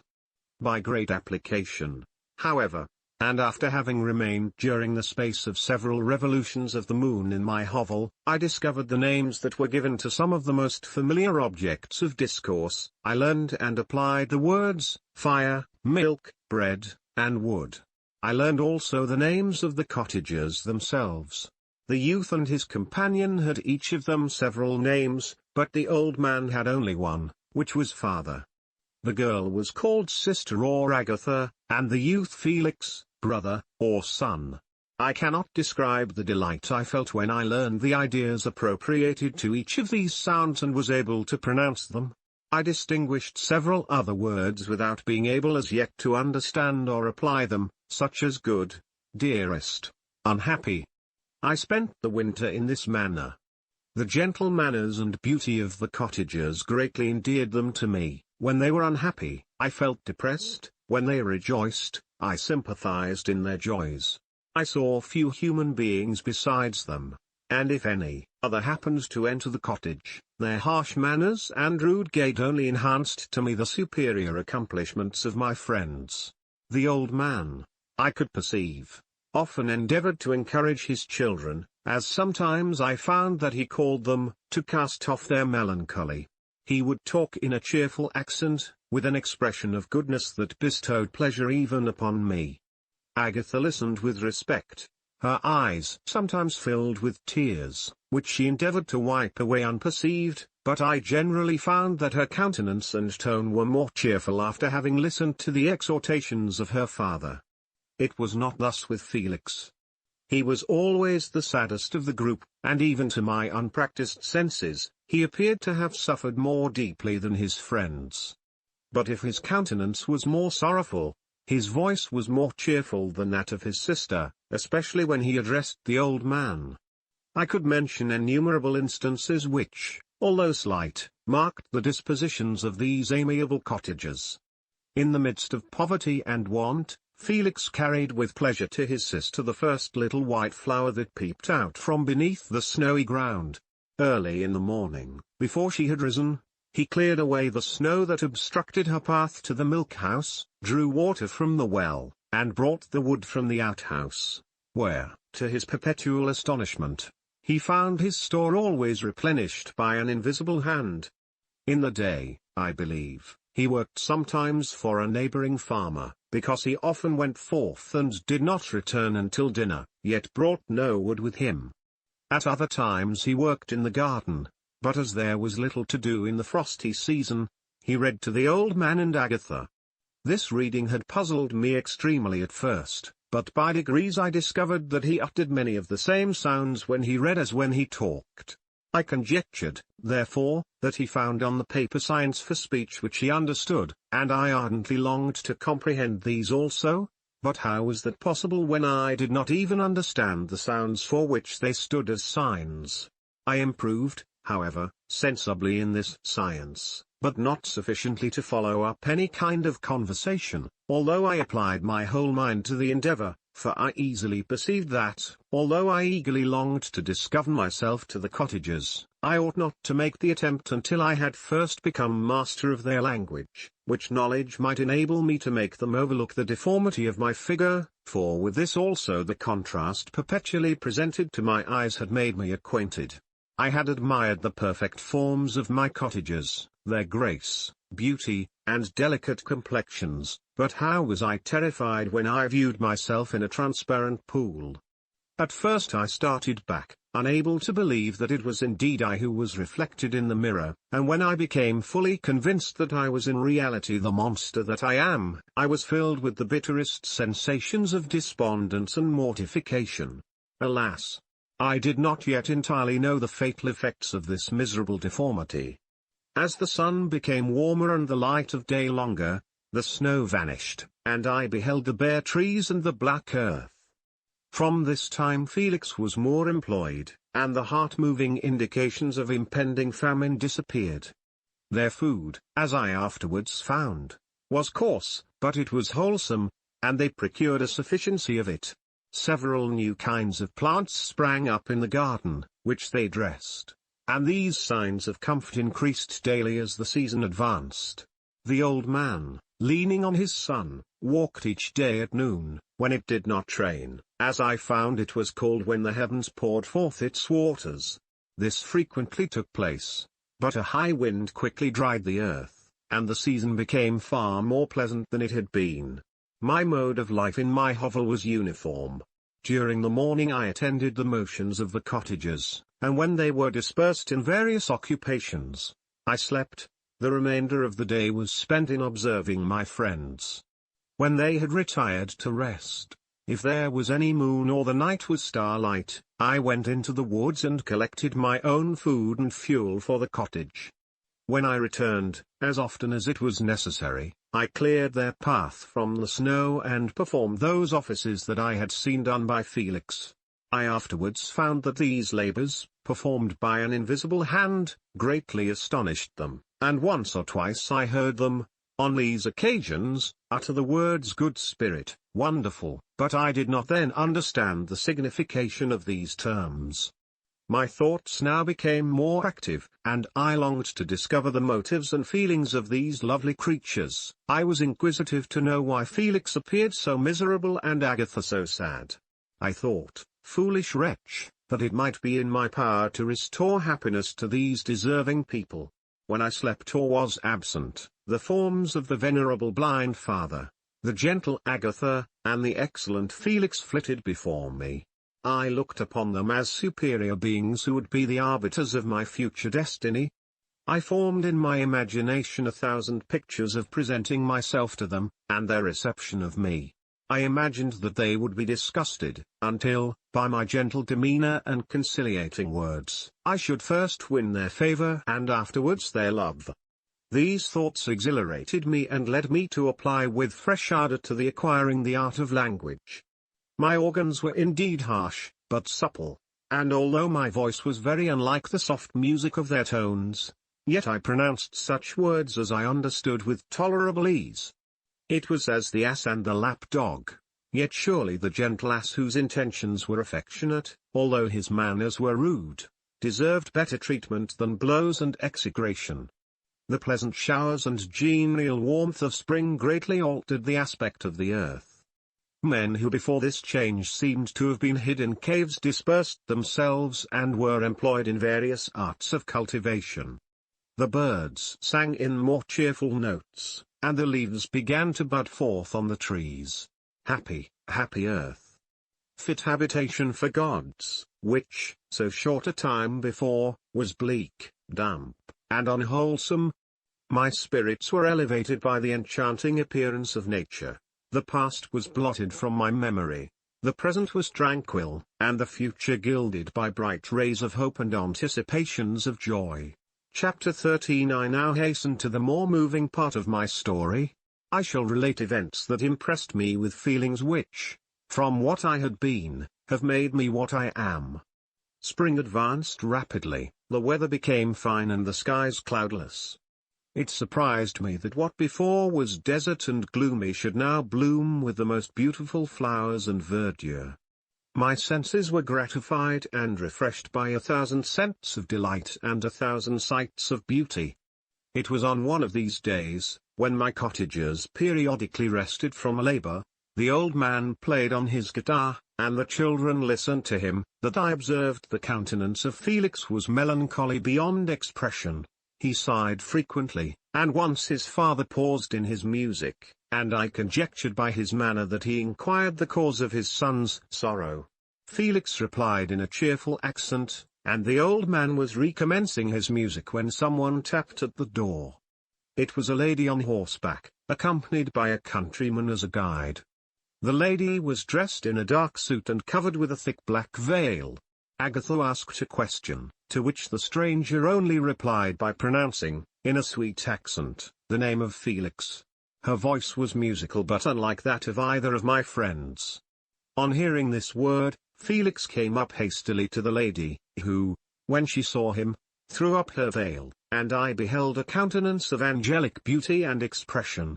Her hair of a shining raven black, and curiously braided, her eyes were dark, but gentle, although animated, her features of irregular proportion, and her complexion wondrously fair, each cheek tinged with a lovely pink. Felix seemed ravished with delight when he saw her, every trait of sorrow vanished from his face, and it instantly expressed a degree of ecstatic joy, of which I could hardly have believed it capable. His eyes sparkled, as his cheek flushed with pleasure, and at that moment I thought him as beautiful as the stranger. She appeared affected by different feelings. Wiping a few tears from her lovely eyes, she held out her hand to Felix, who kissed it rapturously and called her, as well as I could distinguish, his sweet Arabian.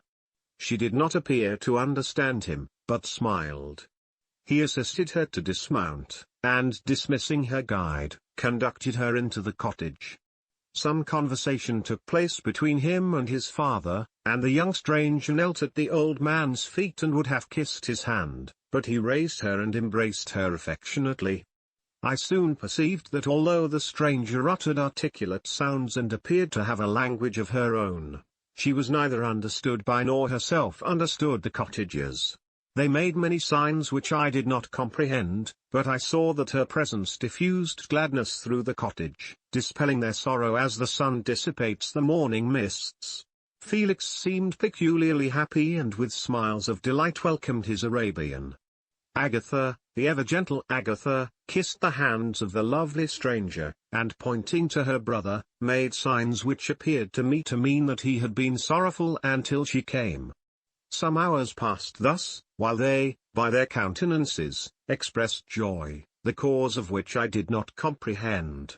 Presently I found, by the frequent recurrence of some sound which the stranger repeated after them, that she was endeavoring to learn their language, and the idea instantly occurred to me that I should make use of the same instructions to the same end. The stranger learned about 20 words at the first lesson, most of them, indeed, were those which I had before understood, but I profited by the others. As night came on, Agatha and the Arabian retired early. When they separated, Felix kissed the hand of the stranger and said, "Good night, sweet Safie." He sat up much longer, conversing with his father, and by the frequent repetition of her name I conjectured that their lovely guest was the subject of their conversation. I ardently desired to understand them, and bent every faculty towards that purpose, but found it utterly impossible. The next morning Felix went out to his work, and after the usual occupations of Agatha were finished, the Arabian sat at the feet of the old man, and taking his guitar, played some airs so entrancingly beautiful that they at once drew tears of sorrow and delight from my eyes. She sang, and her voice flowed in a rich cadence, swelling or dying away like a nightingale of the woods. When she had finished, She gave the guitar to Agatha, who at first declined it. She played a simple air, and her voice accompanied it in sweet accents, but unlike the wondrous strain of the stranger. The old man appeared enraptured and said some words which Agatha endeavored to explain to Safie, and by which he appeared to wish to express that she bestowed on him the greatest delight by her music. The days now passed as peaceably as before, with the sole alteration that joy had taken place of sadness in the countenances of my friends. Safie was always gay and happy. She and I improved rapidly in the knowledge of language, so that in 2 months I began to comprehend most of the words uttered by my protectors. In the meanwhile also the black ground was covered with herbage, and the green banks interspersed with innumerable flowers, sweet to the scent and the eyes, stars of pale radiance among the moonlight woods. The sun became warmer, the nights clear and balmy, and my nocturnal rambles were an extreme pleasure to me, although they were considerably shortened by the late setting and early rising of the sun, for I never ventured abroad during daylight, fearful of meeting with the same treatment I had formerly endured in the first village which I entered. My days were spent in close attention, that I might more speedily master the language, and I may boast that I improved more rapidly than the Arabian, who understood very little and conversed in broken accents, whilst I comprehended and could imitate almost every word that was spoken. While I improved in speech, I also learned the science of letters as it was taught to the stranger, and this opened before me a wide field for wonder and delight. The book from which Felix instructed Safie was Volney's Ruins of Empires. I should not have understood the purport of this book had not Felix, in reading it, given very minute explanations. He had chosen this work, he said, because the declamatory style was framed in imitation of the Eastern authors. Through this work I obtained a cursory knowledge of history and a view of the several empires at present existing in the world. It gave me an insight into the manners, governments, and religions of the different nations of the earth. I heard of the slothful Asiatics, of the stupendous genius and mental activity of the Grecians, of the wars and wonderful virtue of the early Romans, of their subsequent degenerating, of the decline of that mighty empire, of chivalry, Christianity, and kings. I heard of the discovery of the American hemisphere and wept with Safie over the hapless fate of its original inhabitants. These wonderful narrations inspired me with strange feelings. Was man, indeed, at once so powerful, so virtuous and magnificent, yet so vicious and base? He appeared at one time a mere scion of the evil principle and at another as all that can be conceived of noble and godlike. To be a great and virtuous man appeared the highest honor that can befall a sensitive being. To be base and vicious, as many on record have been, appeared the lowest degradation, a condition more abject than that of the blind mole or harmless worm. For a long time I could not conceive how one man could go forth to murder his fellow, or even why there were laws and governments, but when I heard details of vice and bloodshed, my wonder ceased and I turned away with disgust and loathing. Every conversation of the cottagers now opened new wonders to me. While I listened to the instructions which Felix bestowed upon the Arabian, the strange system of human society was explained to me. I heard of the division of property, of immense wealth and squalid poverty, of rank, descent, and noble blood. The words induced me to turn towards myself. I learned that the possessions most esteemed by your fellow creatures were high and unsullied descent united with riches. A man might be respected with only one of these advantages, but without either he was considered, except in very rare instances, as a vagabond and a slave, doomed to waste his powers for the profits of the chosen few. And what was I? Of my creation and creator I was absolutely ignorant, but I knew that I possessed no money, no friends, no kind of property. I was, besides, endued with a figure hideously deformed and loathsome. I was not even of the same nature as man. I was more agile than they and could subsist upon coarser diet. I bore the extremes of heat and cold with less injury to my frame. My stature far exceeded theirs. When I looked around I saw and heard of none like me.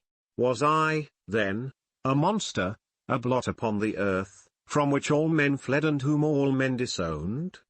I cannot describe to you the agony that these reflections inflicted upon me. I tried to dispel them, but sorrow only increased with knowledge. Oh, that I had forever remained in my native wood, nor known nor felt beyond the sensations of hunger, thirst, and heat. Of what a strange nature is knowledge! It clings to the mind when it has once seized on it like a lichen on the rock. I wished sometimes to shake off all thought and feeling, but I learned that there was but one means to overcome the sensation of pain, and that was death, a state which I feared yet did not understand. I admired virtue and good feelings and loved the gentle manners and amiable qualities of my cottagers, but I was shut out from intercourse with them, except through means which I obtained by stealth, when I was unseen and unknown, and which rather increased than satisfied the desire I had of becoming one among my fellows. The gentle words of Agatha and the animated smiles of the charming Arabian were not for me. The mild exhortations of the old man and the lively conversation of the loved Felix were not for me. Miserable, unhappy wretch! Other lessons were impressed upon me even more deeply. I heard of the difference of sexes, and the birth and growth of children, how the father doted on the smiles of the infant, and the lively sallies of the older child, how all the life and cares of the mother were wrapped up in the precious charge, how the mind of youth expanded and gained knowledge, of brother, sister, and all the various relationships which bind one human being to another in mutual bonds. But where were my friends and relations? No father had watched my infant days, no mother had blessed me with smiles and caresses, or if they had, all my past life was now a blot, a blind vacancy in which I distinguished nothing. From my earliest remembrance I had been as I then was in height and proportion. I had never yet seen a being resembling me or who claimed any intercourse with me. What was I? The question again recurred, to be answered only with groans. I will soon explain to what these feelings tended, but allow me now to return to the cottagers, whose story excited in me such various feelings of indignation, delight, and wonder, but which all terminated in additional love and reverence for my protectors, for so I loved, in an innocent, half a painful self-deceit, to call them. Chapter 14. Some time elapsed before I learned the history of my friends. It was one which could not fail to impress itself deeply on my mind, unfolding as it did a number of circumstances, each interesting and wonderful to one so utterly inexperienced as I was. The name of the old man was de Lacy. He was descended from a good family in France, where he had lived for many years in affluence, respected by his superiors and beloved by his equals.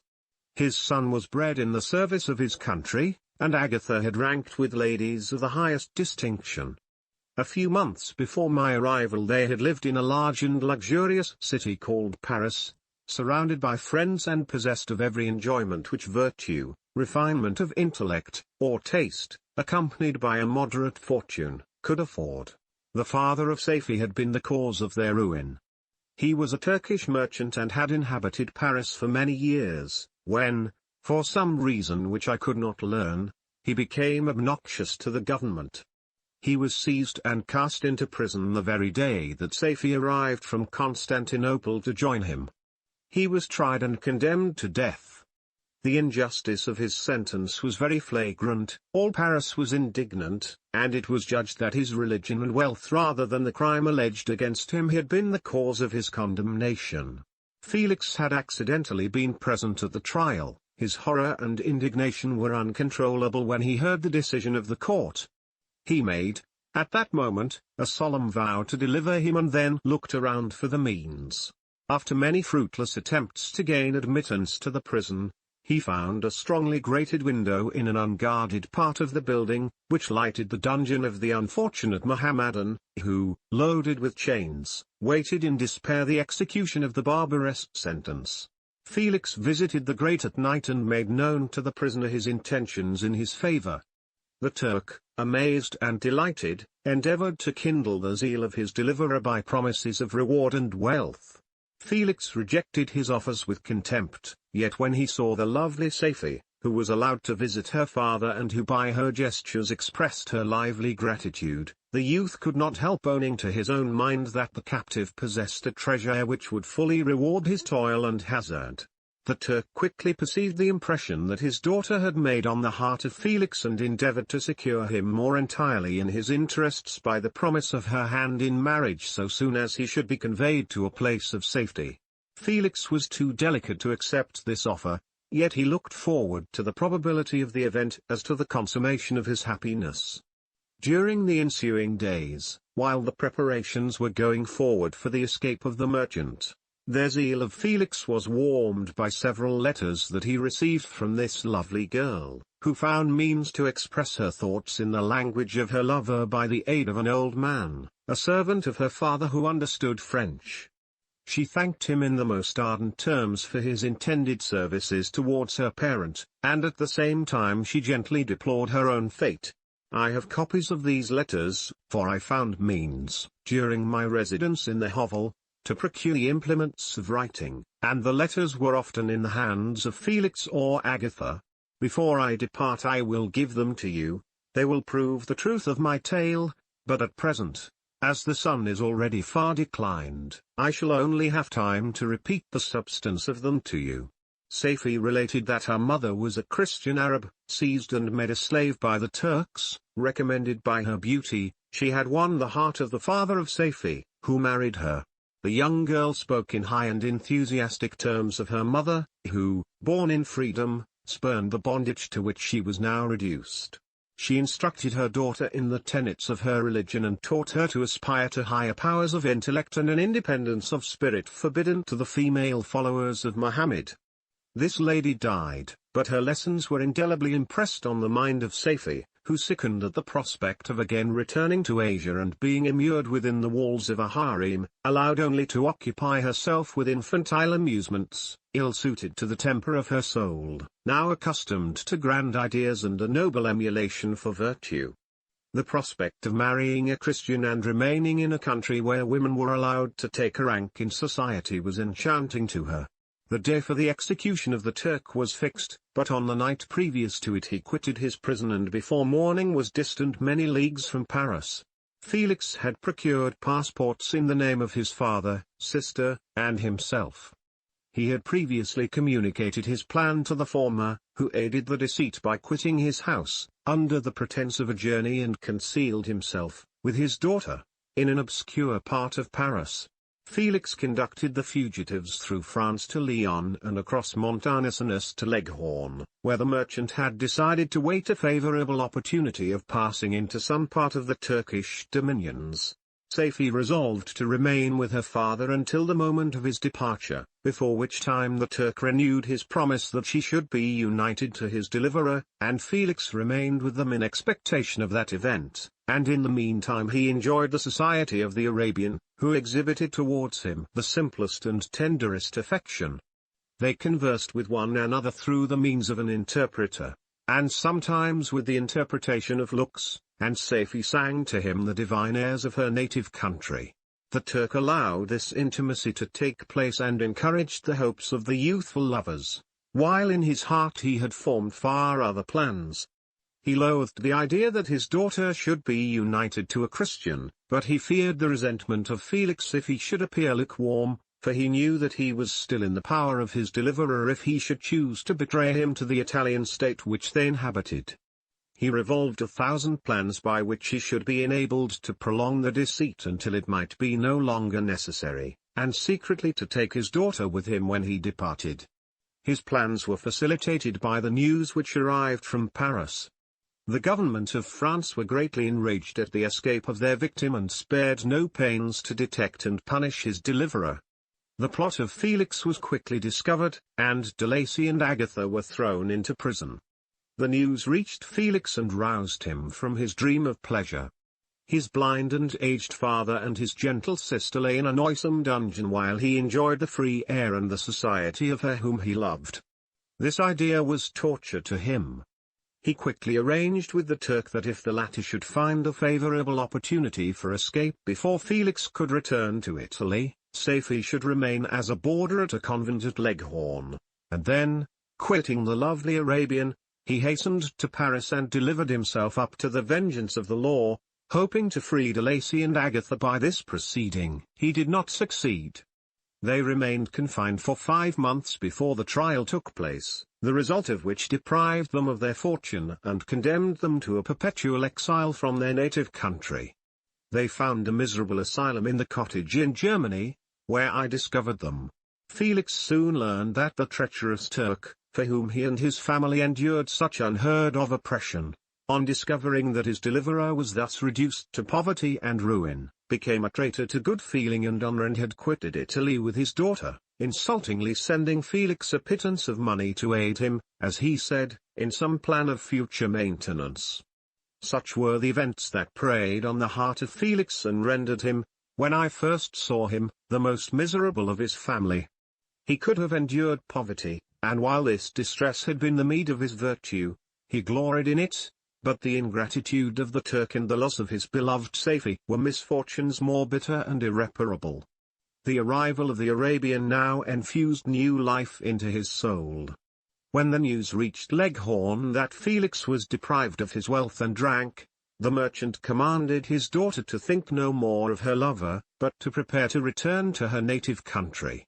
The generous nature of Safie was outraged by this command. She attempted to expostulate with her father, but he left her angrily, reiterating his tyrannical mandate. A few days after, the Turk entered his daughter's apartment and told her hastily that he had reason to believe that his residence at Leghorn had been divulged and that he should speedily be delivered up to the French government. He had consequently hired a vessel to convey him to Constantinople, for which city he should sail in a few hours. He intended to leave his daughter under the care of a confidential servant, to follow at her leisure with the greater part of his property, which had not yet arrived at Leghorn. When alone, Safie resolved in her own mind the plan of conduct that it would become her to pursue in this emergency. A residence in Turkey was abhorrent to her, her religion and her feelings were alike averse to it. By some papers of her father which fell into her hands she heard of the exile of her lover and learnt the name of the spot where he then resided. She hesitated some time, but at length she formed her determination. Taking with her some jewels that belonged to her and a sum of money, she quitted Italy with an attendant, a native of Leghorn, but who understood the common language of Turkey, and departed for Germany. She arrived in safety at a town about 20 leagues from the cottage of de Lacy, when her attendant fell dangerously ill. Safie nursed her with the most devoted affection, but the poor girl died, and the Arabian was left alone, unacquainted with the language of the country and utterly ignorant of the customs of the world. She fell, however, into good hands. The Italian had mentioned the name of the spot for which they were bound, and after her death the woman of the house in which they had lived took care that Safie should arrive in safety at the cottage of her lover. Chapter 15. Such was the history of my beloved cottagers. It impressed me deeply. I learned, from the views of social life which it developed, to admire their virtues and to deprecate the vices of mankind. As yet I looked upon crime as a distant evil. Benevolence and generosity were ever present before me, inciting within me a desire to become an actor in the busy scene where so many admirable qualities were called forth and displayed. But in giving an account of the progress of my intellect, I must not omit a circumstance which occurred in the beginning of the month of August of the same year. One night during my accustomed visit to the neighboring wood where I collected my own food and brought home firing for my protectors, I found on the ground a leathern portmanteau containing several articles of dress and some books. I eagerly seized the prize and returned with it to my hovel. Fortunately the books were written in the language, the elements of which I had acquired at the cottage. They consisted of Paradise Lost, a volume of Plutarch's Lives, and the Sorrows of Werther. The possession of these treasures gave me extreme delight. I now continually studied and exercised my mind upon these histories, whilst my friends were employed in their ordinary occupations. I can hardly describe to you the effect of these books. They produced in me an infinity of new images and feelings, that sometimes raised me to ecstasy, but more frequently sunk me into the lowest dejection. In the Sorrows of Werther, Besides the interest of its simple and affecting story, so many opinions are canvassed and so many lights thrown upon what had hitherto been to me obscure subjects that I found in it a never-ending source of speculation and astonishment. The gentle and domestic manners it described, combined with lofty sentiments and feelings, which had for their object something out of self, accorded well with my experience among my protectors and with the wants which were forever alive in my own bosom. But I thought Werter himself a more divine being than I had ever beheld or imagined. His character contained no pretension, but it sank deep. The disquisitions upon death and suicide were calculated to fill me with wonder. I did not pretend to enter into the merits of the case, yet I inclined towards the opinions of the hero, whose extinction I wept, without precisely understanding it. As I read, however, I applied much personally to my own feelings and condition. I found myself similar yet at the same time strangely unlike to the beings concerning whom I read and to whose conversation I was a listener. I sympathized with and partly understood them, but I was unformed in mind. I was dependent on none and related to none. The path of my departure was free, and there was none to lament my annihilation. My person was hideous and my stature gigantic. What did this mean? Who was I? What was I? Whence did I come? What was my destination? These questions continually recurred, but I was unable to solve them. The volume of Plutarch's Lives which I possessed contained the histories of the first founders of the ancient republics. This book had a far different effect upon me from the Sorrows of Werter.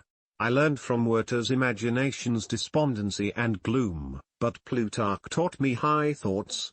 He elevated me above the wretched sphere of my own reflections, to admire and love the heroes of past ages.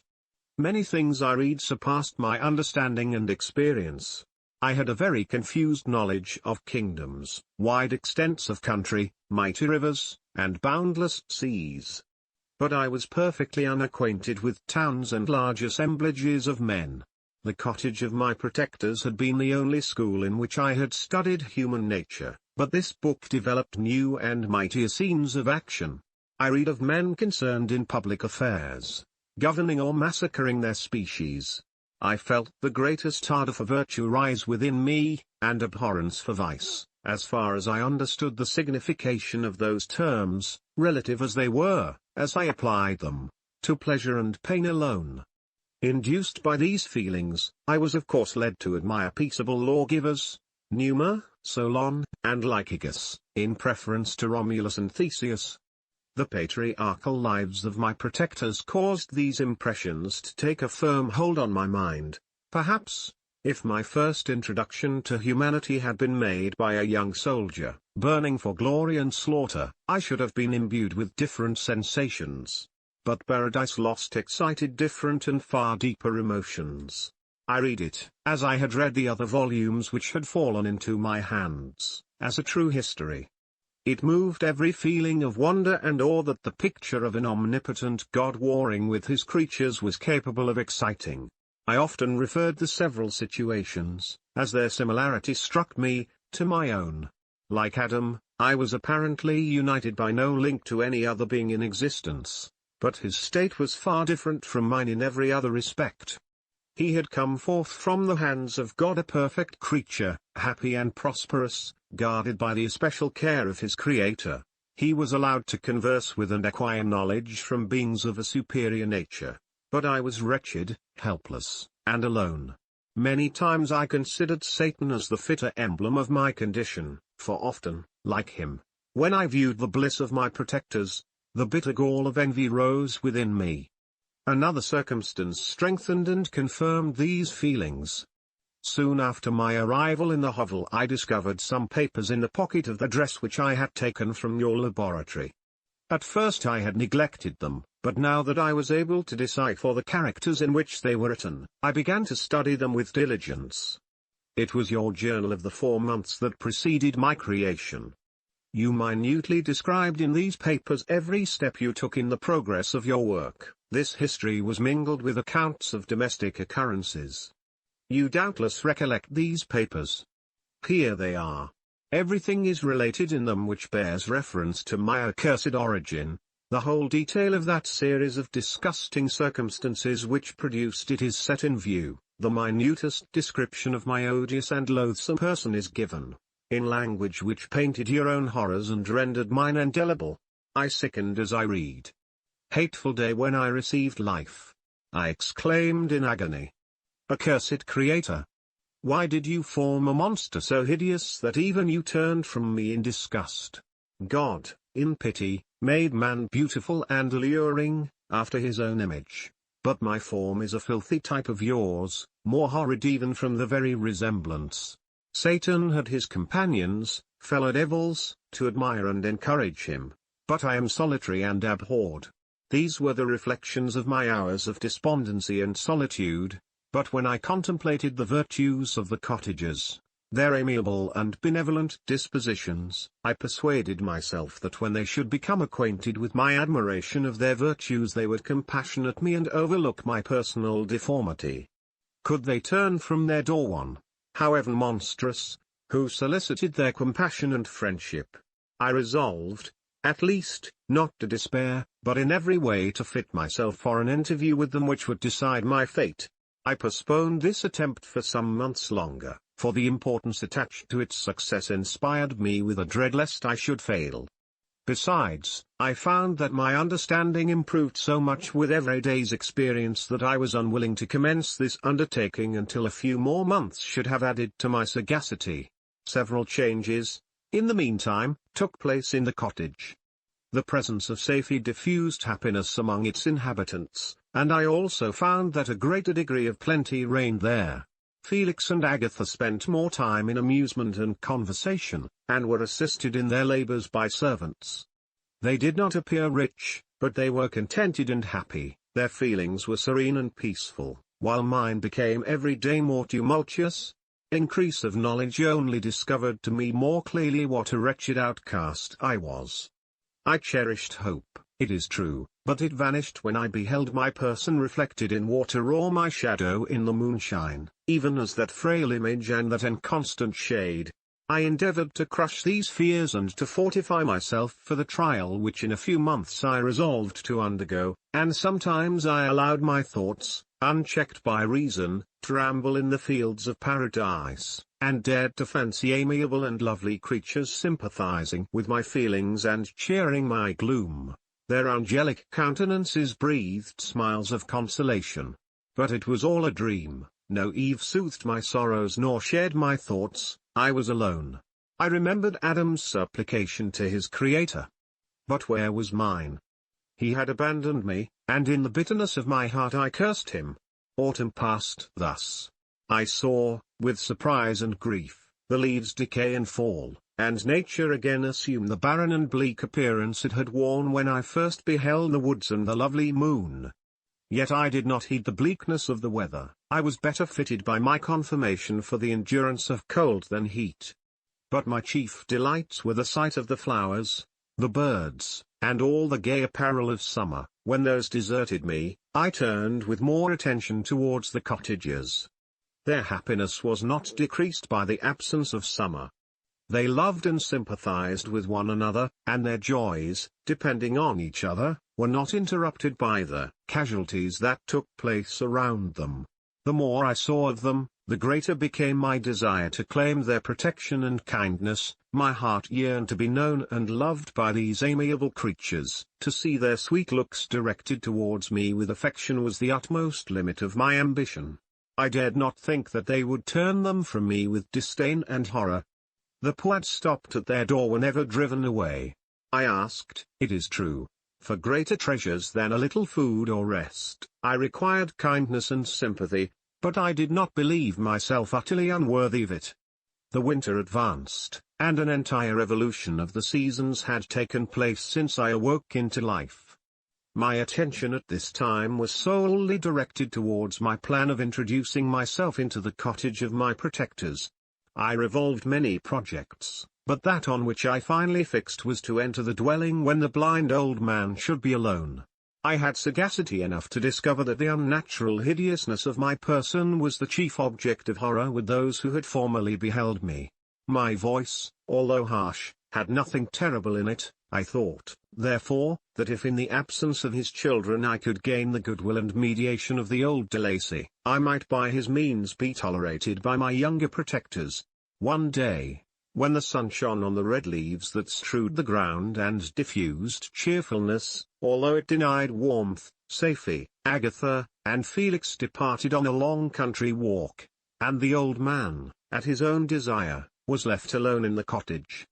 When his children had departed, he took up his guitar and played several mournful but sweet airs, more sweet and mournful than I had ever heard him play before.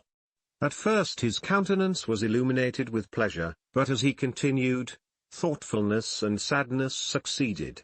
At length, laying aside the instrument, he sat absorbed in reflection. My heart beat quick. This was the hour and moment of trial, which would decide my hopes or realize my fears. The servants were gone to a neighboring fair. All was silent in and around the cottage. It was an excellent opportunity. Yet, when I proceeded to execute my plan, my limbs failed me and I sank to the ground. Again I rose, and exerting all the firmness of which I was master, removed the planks which I had placed before my hovel to conceal my retreat. The fresh air revived me, and with renewed determination I approached the door of their cottage. I knocked. "Who is there?" said the old man. "Come in." I entered. "Pardon this intrusion," said I am a traveller in want of a little rest. You would greatly oblige me if you would allow me to remain a few minutes before the fire." "Enter," said de Lacy, "and I will try in what manner I can to relieve your wants, but, unfortunately, my children are from home, and as I am blind, I am afraid I shall find it difficult to procure food for you." "Do not trouble yourself, my kind host, I have food. It is warmth and rest only that I need." I sat down, and a silence ensued. I knew that every minute was precious to me, yet I remained irresolute in what manner to commence the interview, when the old man addressed me. "By your language, stranger, I suppose you are my countryman. Are you French?" "No, but I was educated by a French family and understand that language only. I am now going to claim the protection of some friends, whom I sincerely love, and of whose favor I have some hopes. Are they Germans?" "No, they are French. But let us change the subject. I am an unfortunate and deserted creature. I look around and I have no relation or friend upon earth. These amiable people to whom I go have never seen me and know little of me. I am full of fears, for if I fail there, I am an outcast in the world forever. Do not despair. To be friendless is indeed to be unfortunate, but the hearts of men, when unprejudiced by any obvious self-interest, are full of brotherly love and charity. Rely, therefore, on your hopes, and if these friends are good and amiable, do not despair. They are kind. They are the most excellent creatures in the world, but, unfortunately, they are prejudiced against me. I have good dispositions. My life has been hitherto harmless and in some degree beneficial, but a fatal prejudice clouds their eyes, and where they ought to see a feeling and kind friend, they behold only a detestable monster. That is indeed unfortunate, but if you are really blameless, cannot you undeceive them? I am about to undertake that task, and it is on that account that I feel so many overwhelming terrors. I tenderly love these friends. I have, unknown to them, been for many months in the habits of daily kindness towards them, but they believe that I wish to injure them, and it is that prejudice which I wish to overcome. Where do these friends reside? Near this spot. The old man paused and then continued.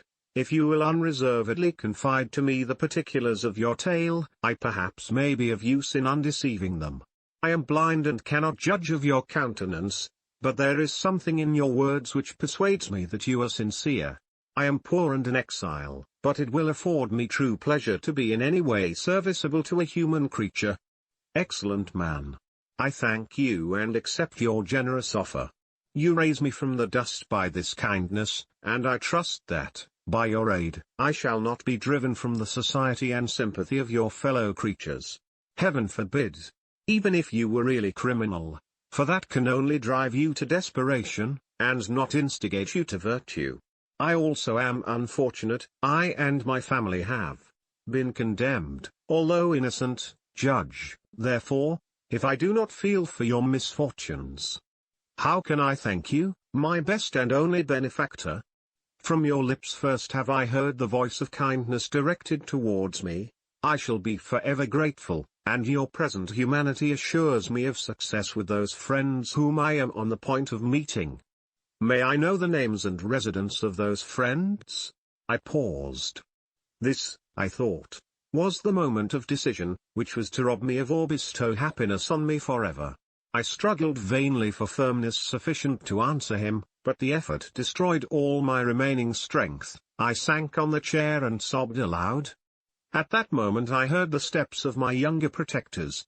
I had not a moment to lose, but seizing the hand of the old man, I cried, "Now is the time. Save and protect me. You and your family are the friends whom I seek. Do not you desert me in the hour of trial." "Great God!" exclaimed the old man. "Who are you?" At that instant the cottage door was opened, and Felix, Safie, and Agatha entered. Who can describe their horror and consternation on beholding me? Agatha fainted, and Safie, unable to attend to her friend, rushed out of the cottage. Felix started forward, and with supernatural force tore me from his father, to whose knees I clung. In a transport of fury, he dashed me to the ground and struck me violently with a stick. I could have torn him limb from limb, as the lion rends the antelope. But my heart sank within me as with bitter sickness, and I refrained. I saw him on the point of repeating his blow, when, overcome by pain and anguish, I quitted the cottage, and in the general tumult escaped unperceived to my hovel. Chapter 16 Cursed Creator. Why did I live? Why, in that instant, did I not extinguish the spark of existence which you had so wantonly bestowed? I know not. Despair had not yet taken possession of me. My feelings were those of rage and revenge. I could with pleasure have destroyed the cottage and its inhabitants and have glutted myself with their shrieks and misery. When night came I quitted my retreat and wandered in the wood, and now, no longer restrained by the fear of discovery, I gave vent to my anguish in fearful howlings. I was like a wild beast that had broken the toils, destroying the objects that obstructed me and ranging through the wood with a stag-like swiftness. Oh! What a miserable night I passed! The cold stars shone in mockery, and the bare trees waved their branches above me. Now and then the sweet voice of a bird burst forth amidst the universal stillness. All, save I, were at rest or in enjoyment. I, like the arch-fiend, bore a hell within me, and finding myself unsympathized with, wished to tear up the trees, spread havoc and destruction around me, and then to have sat down and enjoyed the ruin. But this was a luxury of sensation that could not endure. I became fatigued with excess of bodily exertion and sank on the damp grass in the sick impotence of despair. There was none among the myriads of men that existed who would pity or assist me, and should I feel kindness towards my enemies? No.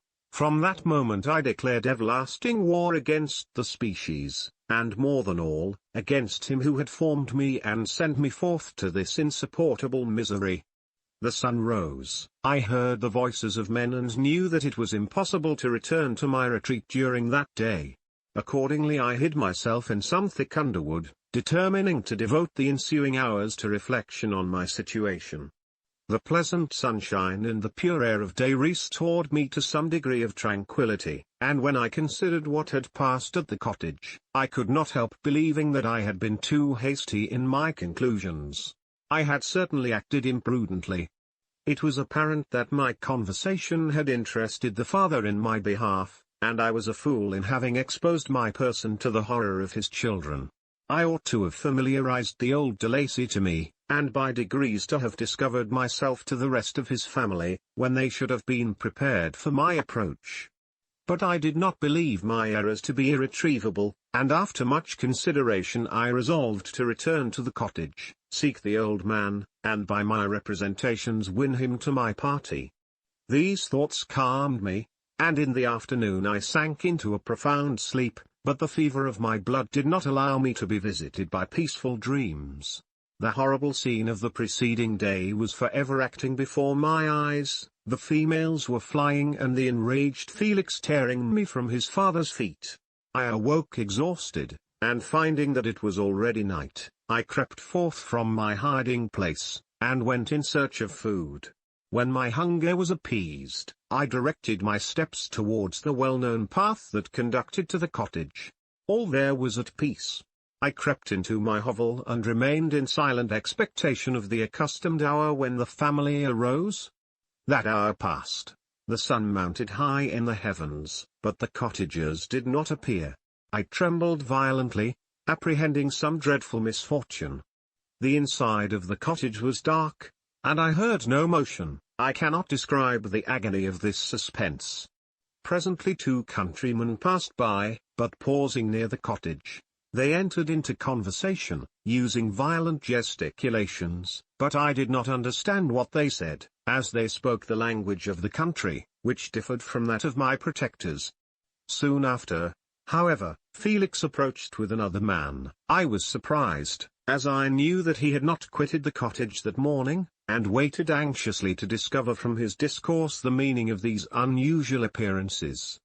"Do you consider," said his companion to him, "that you will be obliged to pay 3 months' rent and to lose the produce of your garden? I do not wish to take any unfair